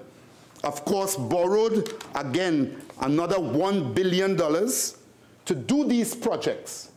But borrowing money to do projects doesn't mean that projects get finished. When you really go through the number of projects, again, you recognize that only 50 to 60% of the projects were actually done. A lot of the projects ended up with overruns. And then, at the end of the day, in spite of having all of this money at your disposal, we are now left with close to over $56 million of people making claims on us. With my little subvention at a time when we are trying to do more with less, we have to find $56 million to pay people because the projects were finished, money done, and the people weren't paid. As a matter of fact, if you look at that whole idea of trade creditors, you look into the accounts of WASA, you will see that the amount of trade creditors in 2010 was 245. That's the amount of people that they need to pay. That's what they inherited, 245 million. By 2014, that figure was actually up to 550 million. That's the kind of money that you're out there. So again, you are having money, and that's why I say sometimes I get a little bit emotional when I talk about this, because it hurts me to see, as a country, the amount of money that we spent in that institution. And we spent it, $14 billion. And at the end of the day, if you will spend it and the country will get value for the money, we would have been so much better off today. And the leaks that you're talking about, and if you go back in the records, the number of leaks and the NRW was 50% since 2010, 11, 12, 13, 14. It didn't reduce. It is a number that WASA has been claiming for a long time. And yes, we want it fixed. But it could be fixed when you have money to fix it. You understand? You have money, fix it. But when you take the money and the money that is being spent to lay the pipes, we are now doing it at almost 50% of the price. That gives you an idea. The only people that were making and who benefited from all of that money being spent are the contractors that were outside, the contractors that were getting the bill, the money. All right? All those contractors where you could have been doing jobs internally and you're doing it outside, those are the people who are getting the money. And then you ended up, what I said before, with $1 billion worth of money being spent on a water treatment plant, of which we have gotten no water. Ill-conceived project in the first place. Ill-conceived project in the first place. And therefore, all of that is what has put us in our present predicament. All of that is where we are. That is what we inherited. But again, you know, some of us, when you say that, you're not supposed to say that. That is not good things to say. You're supposed to then just move on. Right? You're supposed to then just move on. But I'm supposed to just move on when you had the money, you spend it, you waste it, and now I am here. You know, what was the revenue of Trinidad and Tobago?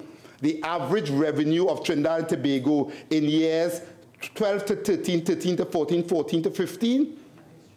Right? It's not a history lesson, it's facts. Facts do not lie. All right? At the end of the day, the average revenue that you're talking about that the country got was $56 billion. That is the money. That is why so much money was able to be given to WASA and given to this one and pay the contractors while you have workers not working and you're la-la-ling and we're going down the road. Right? Because $56 billion came in. Do you know how much money we have for the 3 years that we have been in? What is the average that we have gotten in money coming in? What is our revenue? The country's revenue is 45, 36, 42, $42 billion. From 56 to 42. 56 to 42, that's $14 billion. 56 to 42. That's the figures. So of course, if that is your drop in revenue, if that is your drop in revenue, and yes, admittedly, WASA, because of that,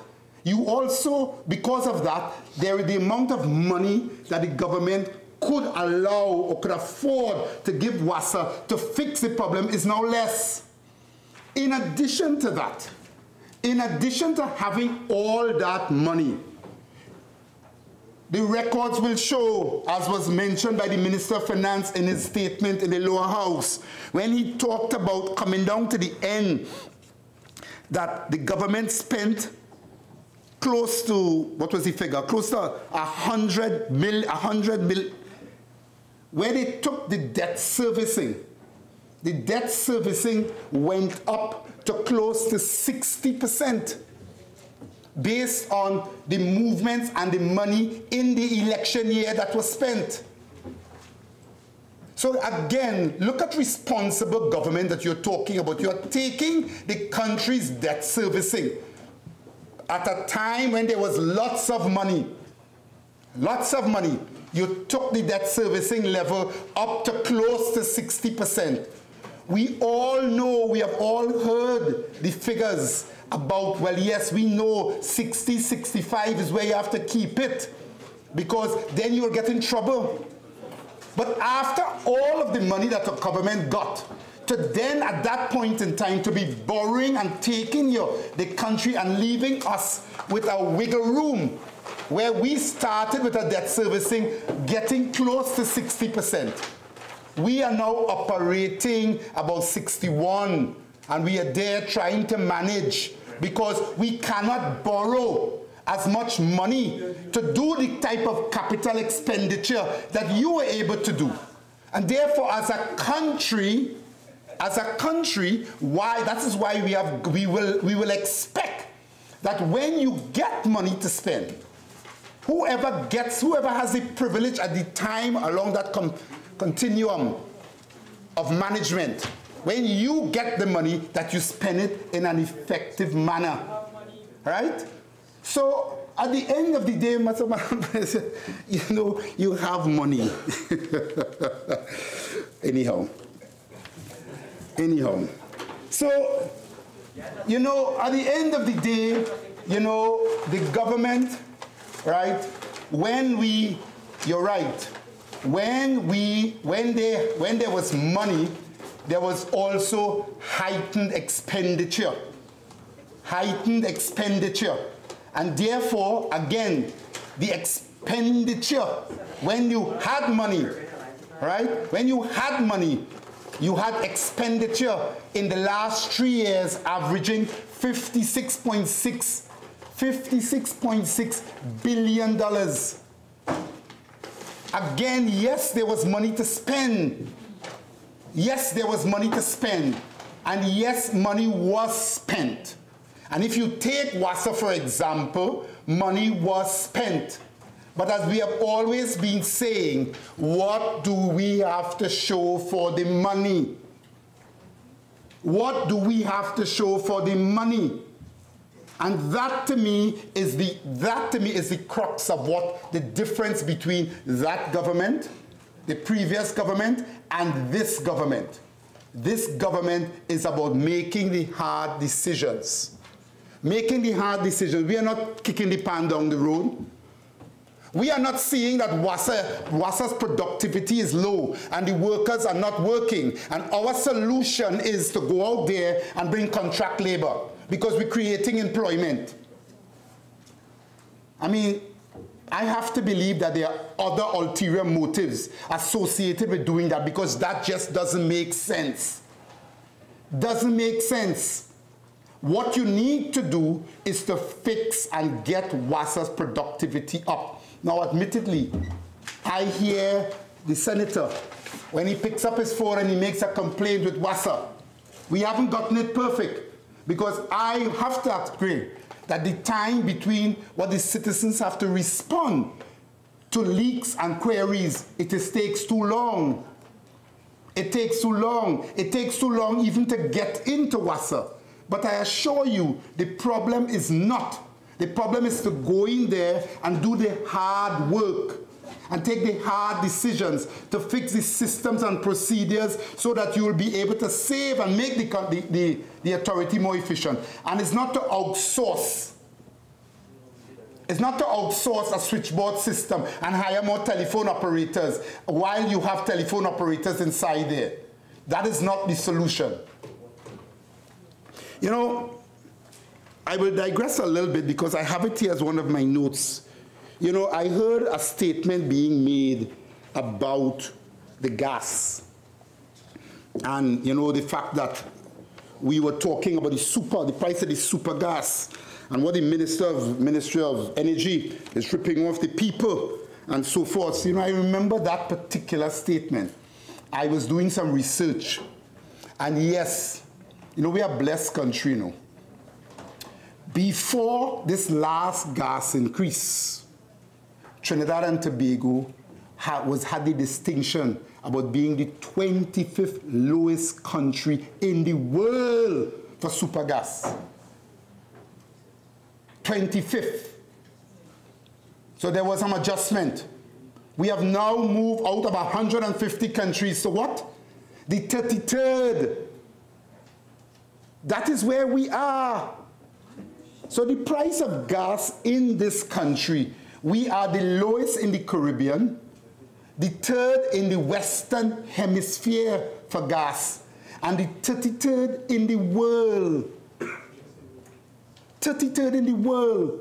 So, Madam President, when you talk about, when Senator Mark talks about the price and we are putting burden and additional taxes on the people and so forth, we have to bring that into context as to where we are.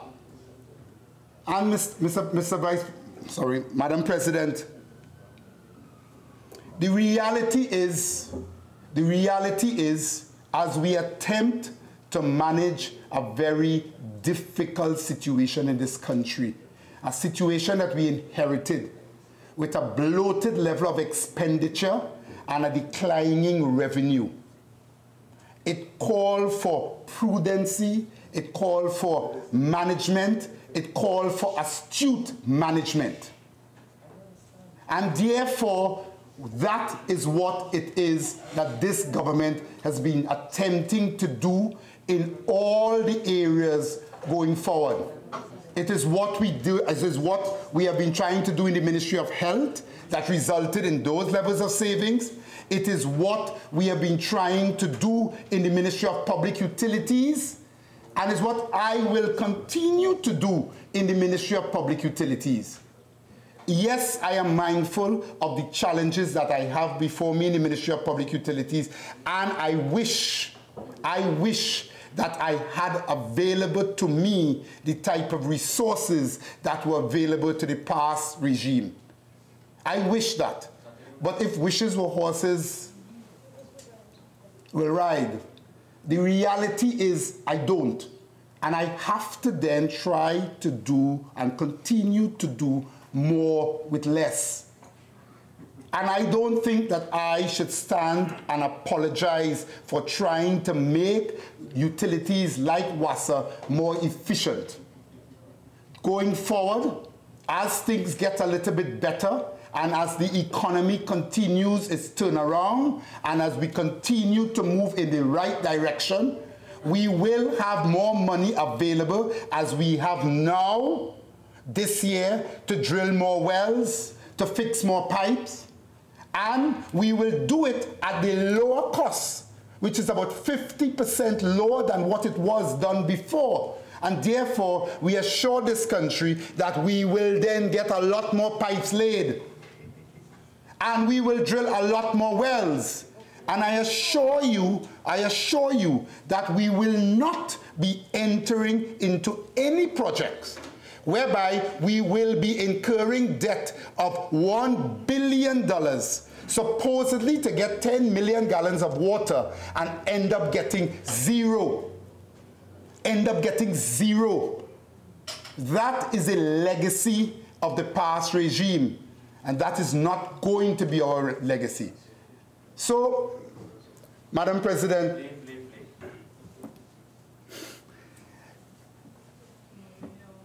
I am very proud to be part of this government. I'm very proud to be part of this leadership that is attempting step by step, to bring a certain level of efficiency in our operations. We did it with Petrotrin. We did it with TSTT. And we are doing it step by step in WASA.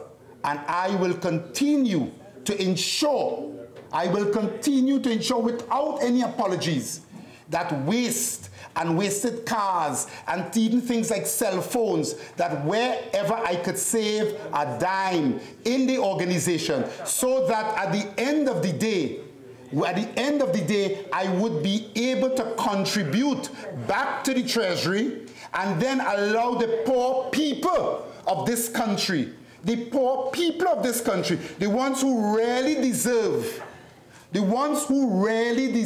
the assistance, not the contractors, not giving out the contracts to people. The savings that you get will rebound to the poor people of this country. And the only way you could do that is by getting rid of corruption and getting rid of inefficiencies. And that is what management is all about. Management is not just about spend, waste, gimme, take. That is not management. Management is about prudence, looking at your resources managing it effectively, and trying to run an efficient organization. With those few words, Madam President, I thank you, and I thank you for allowing me to speak. Senator Ameen.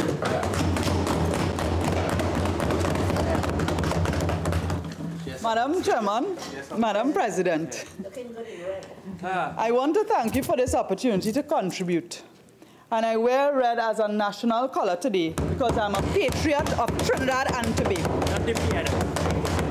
And I stand here, Madam President, with the expectation that this was an opportunity for the government to give an account, and particularly for ministers to give an account of their stewardship, because their claim is, the claim of this government is that in many instances, the variations and even the transfers within the ministries, as outlined by the Honorable Minister in the ministry, when she piloted this bill, in many instances, the government credited the need for moving the money and their justification for saving as efficiencies. But if we really go through each of them, we will see where, Madam President, it is misleading to say that they were efficiencies, because in almost every instance where there is a transfer, where there is a reduction, it is because of inefficiencies such as failure to award contract and failure to deliver on their promises. Madam President, as I sat here listening to the speaker before me, I don't think I have ever seen the Honorable Minister Lee Hunt so agitated in this House. I was so concerned for him at one point. And I'm still very concerned, because apart from being concerned about his health, he might, send up his blood pressure there. But my concern, Madam President, is that as a minister, with a ministry such as Ministry of Public Utilities, responsible for so many critical services in Trinidad and Tobago, in his entire time speaking, he spoke about all kinds of things except the performance and delivery of his utilities, because he has none to report.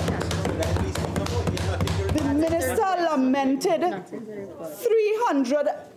$377 million, which he claims was spent by state organizations in 2014. I don't know if you're speaking specifically about WASA, but you're speaking about state organizations in general. Madam President, this was in 2014 under the People's Partnership Government. But let me tell you, that was $377 million in delivery to the people of Trinidad and Tobago. I can tell you that in 2014, and in fact during the term of the People's Partnership, more people had water in their taps than the people today. More pipelines were laid than have been laid for the entire term of this government. More maintenance and upgrade were done. The potholes, the wastage. You face the complaints, of course. Every government has a duty to repair pipelines as they burst. But you have not been doing the work. And then you complain as though it is the fault of the citizen. And you fail to account today for the work, if any, has been done by WASA or by Ministry of Public Utilities, even though you went far back as 2014. Madam President, I wasn't sure if it was a campaign speech or an opportunity to account to the people for performance in this parliament. Mr. President, he spoke. Madam President, he went back mentioning about a time of plenty. He spoke about a legacy. I was shocked to hear the minister listing Petrotrin as an accomplishment of this government, as an achievement. I wonder if the minister remembers that in March 2010, Calder Hart disappeared with $802 million in contracts that were awarded to him by the Board of UDCOT, of which the Honorable Minister was a member at the time. $802 million. Was that waste? Point of order 46-1. No, I will allow Senator Ameen some leeway. Senator Ameen, continue.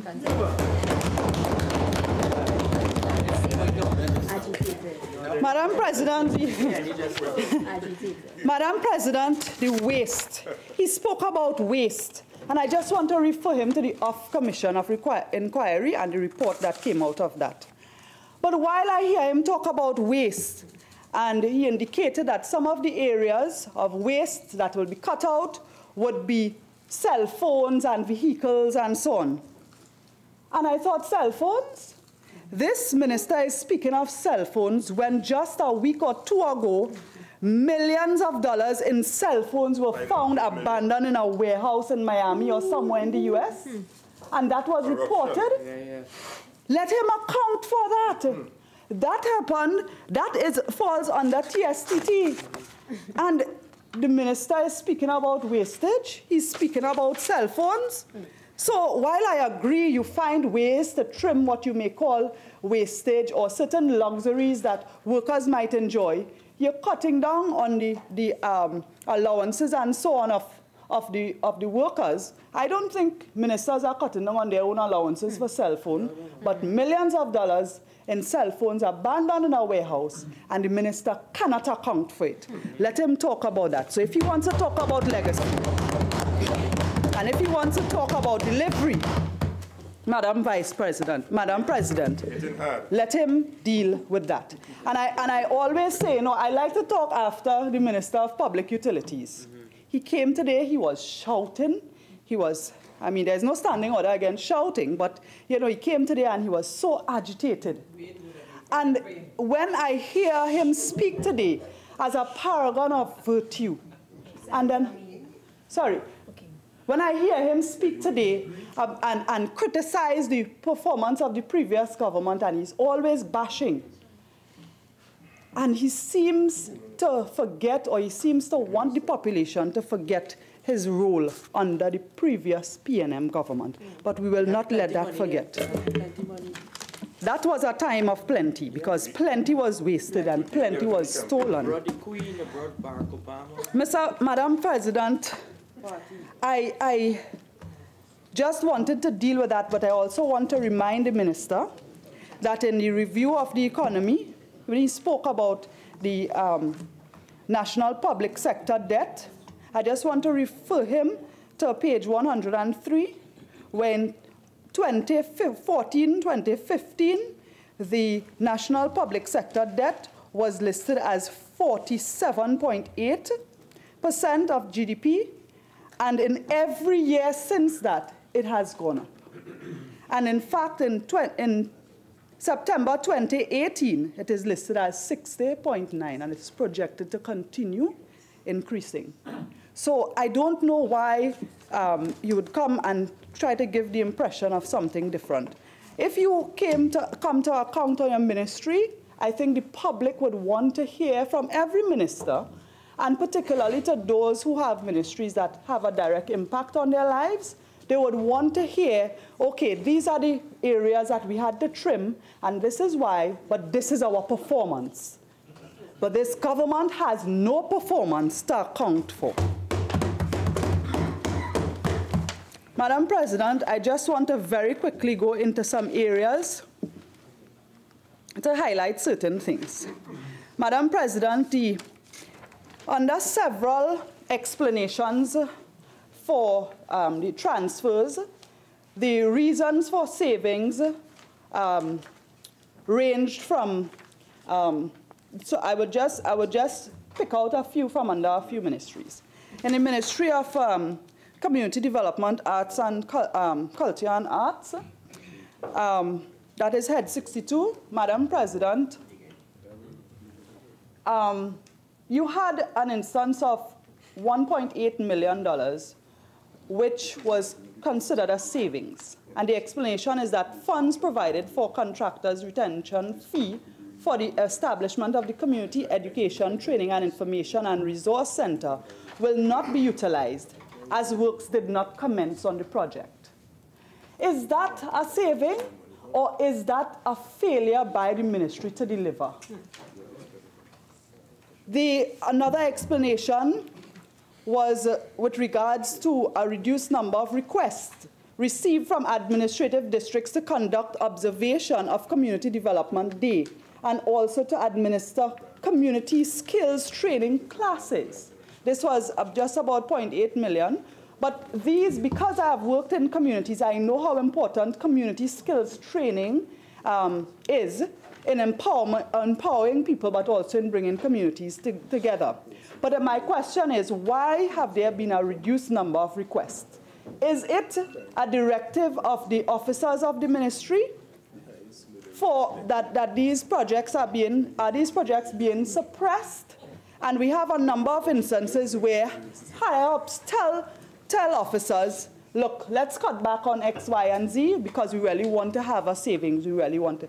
So I think that is an important question.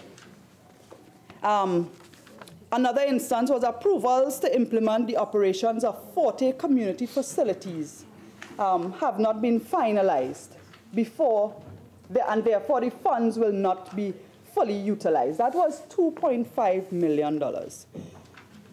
40 community facilities. We don't have the details before us in terms of where these facilities are located, but certainly it is again a reflection of some inefficiencies within that ministry. And just as I strongly advocate for the empowerment of communities, I also advocate for the empowerment of young people. And another area that I saw under several ministries listed as a reason, an explanation in terms of a reason for saving, was that there was no recruitment under the university graduate program, and there was the Ministry of Sport, but there was also the Ministry of Works and one other ministry where we had about $1 million each. My concern and my question is, I am sure that there are graduates of universities who want to be a part of this program. I am sure there are so many thousands, hundreds of thousands of young people looking for jobs. In fact, many graduates are lamenting the fact that their parents have invested so much in them going to university, and then they are not getting employment opportunities.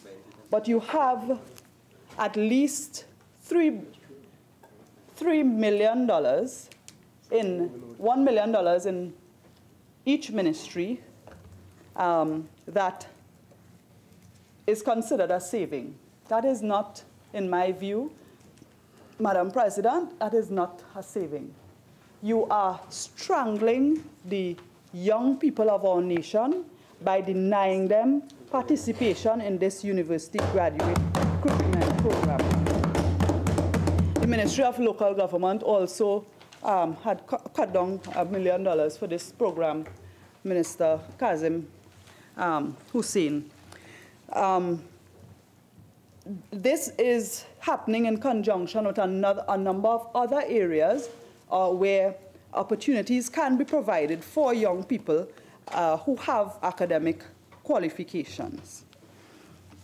I want to move very quickly now to the ministry, to head 78 in the Ministry of Social Development and Family Services, where a total of $42 million, just over $42 million. Senator Ameen, if I may, just for a little clarification here as we progress in this debate, what we have before us is the bill that is dealing with the specific ministries' increase, decrease. There was information circulated about transfers within ministries, and I'm just reminding members that the bill is the focal point. and not the information about the transfers within ministries, okay? I'm giving you some leeway, but I just want to point that out because I don't want us getting so specific into that information. Okay, thank you, Madam President. I was actually replying to what the minister, when she piloted her, presentation, where she indicated under several heads where she indicated that these transfers. So I have some concerns based on her presentation in certain ministries, not all. So I hope it would be acceptable if it is in reply to what the minister raised. Say that I was given that because I don't want the debate to go off the beaten track. The track is supposed to be the bill. I understand, and I have been giving you leeway, and I will allow you to continue, but I may have to make an intervention at some point. Certainly.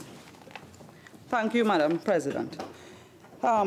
So, Madam President, one of my biggest concerns has to do with the Ministry of Social in terms of programs where that are being hampered by the, well, I have to say it is the government's new approach, the government's policy approach when it comes to dealing with the social safety net. And that approach has been reflected in their budgets. It has been reflected in other finance bills that has come before the Parliament. But I think it is getting to a dangerous point where we have seen the discontinuation of critical units within that ministry that have been affected by these transfers. So, for instance, when a decision is taken at the beginning of 2017, to not renew the contracts of officers in a certain unit, such as the National Poverty Reduction and Eradication Policy Unit. That unit effectively is disbanded. And that unit is responsible for providing data and recommending policies which would guide the ministry. And I think that is an essential backbone. Point of order. 46-1. Senator Ameen, I will allow you to finish the point, but I just caution you on what I have said before. Yes. Thank you, Madam President. Madam President, as I continue, I'm just reiterating. I don't know why the member opposite is so concerned, but this is, I am raising my concerns based on the indications from the minister that she mentioned in her piloting that I have concerns, and I just want to put those concerns on the record. Madam President,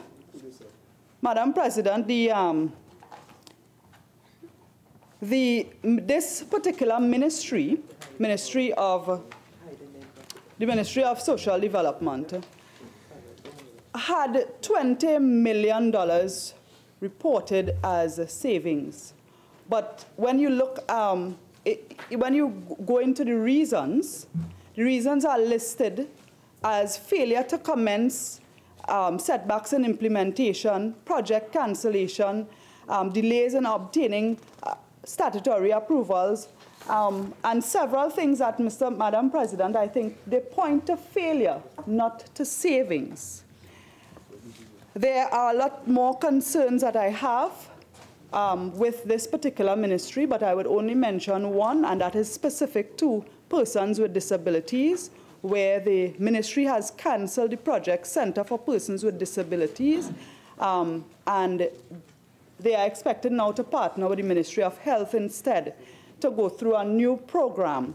But I want to appeal on behalf of persons differently abled that we must continue to promote equalization for persons with disabilities through training, through information, through research and empowerment, and this government's direction. I go at 46-1 again.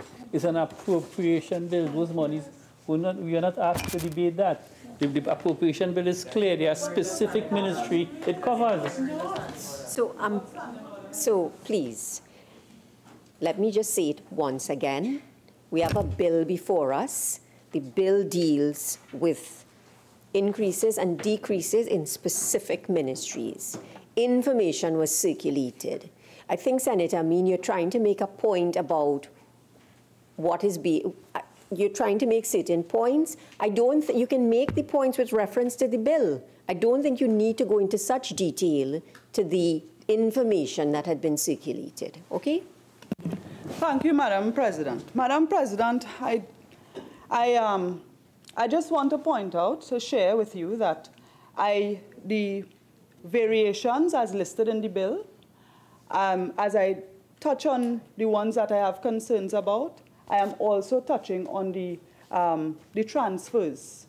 And most of it has to do with what was mentioned by the minister. And I understand your concern, Madam President, and I want to go to an item in the variation of appropriation, Ministry of Rural Development and Local Government, where there is a reduction, a decrease of $8 million. Madam President, the Ministry of Local Government has been, the Ministry of Rural Development and Local Government has been the subject of much debate and much anticipation. I think the minister, the present head of government business, was the minister at the time when so much was spoken about in terms of diversification.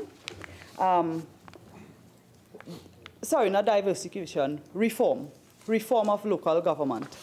I expected that you would have had some direction, that the ministry would be going in some direction with regards to putting things in place for that reform and for the additional responsibilities and empowering regional corporations. What, from my investigation, is that this decrease from local government is going to TT Connect. Madam President, there are many instances within that ministry where delivery has been hampered because of lack of resources. And to have this $8 million listed as going out of the ministry, there's only the tip of the iceberg, because there are many key areas in terms of contracts or infrastructural development that has an impact, a direct impact on citizens, that is also reflected in the transfers.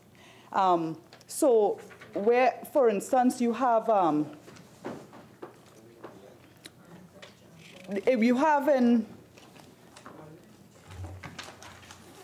you had a promise by the minister to employ over 100 municipal police officers, for example.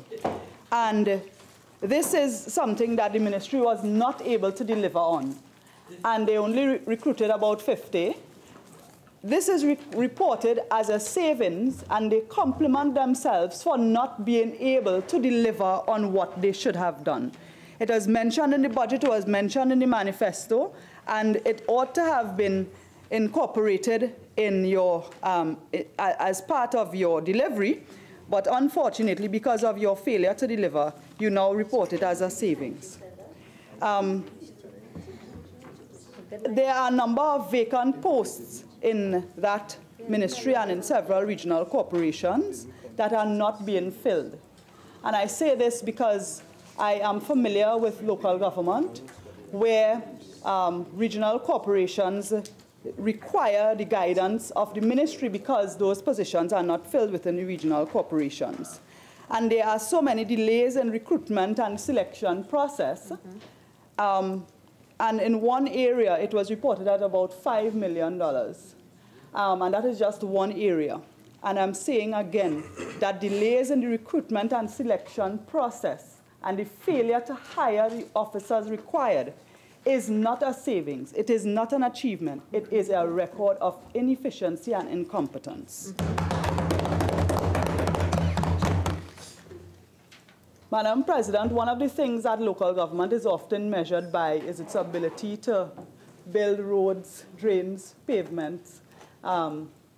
And I saw where several regional corporations, it was listed that there were savings from Port of Spain, San Fernando, Sao Laventil, and Tunapuna Piaco Corporation.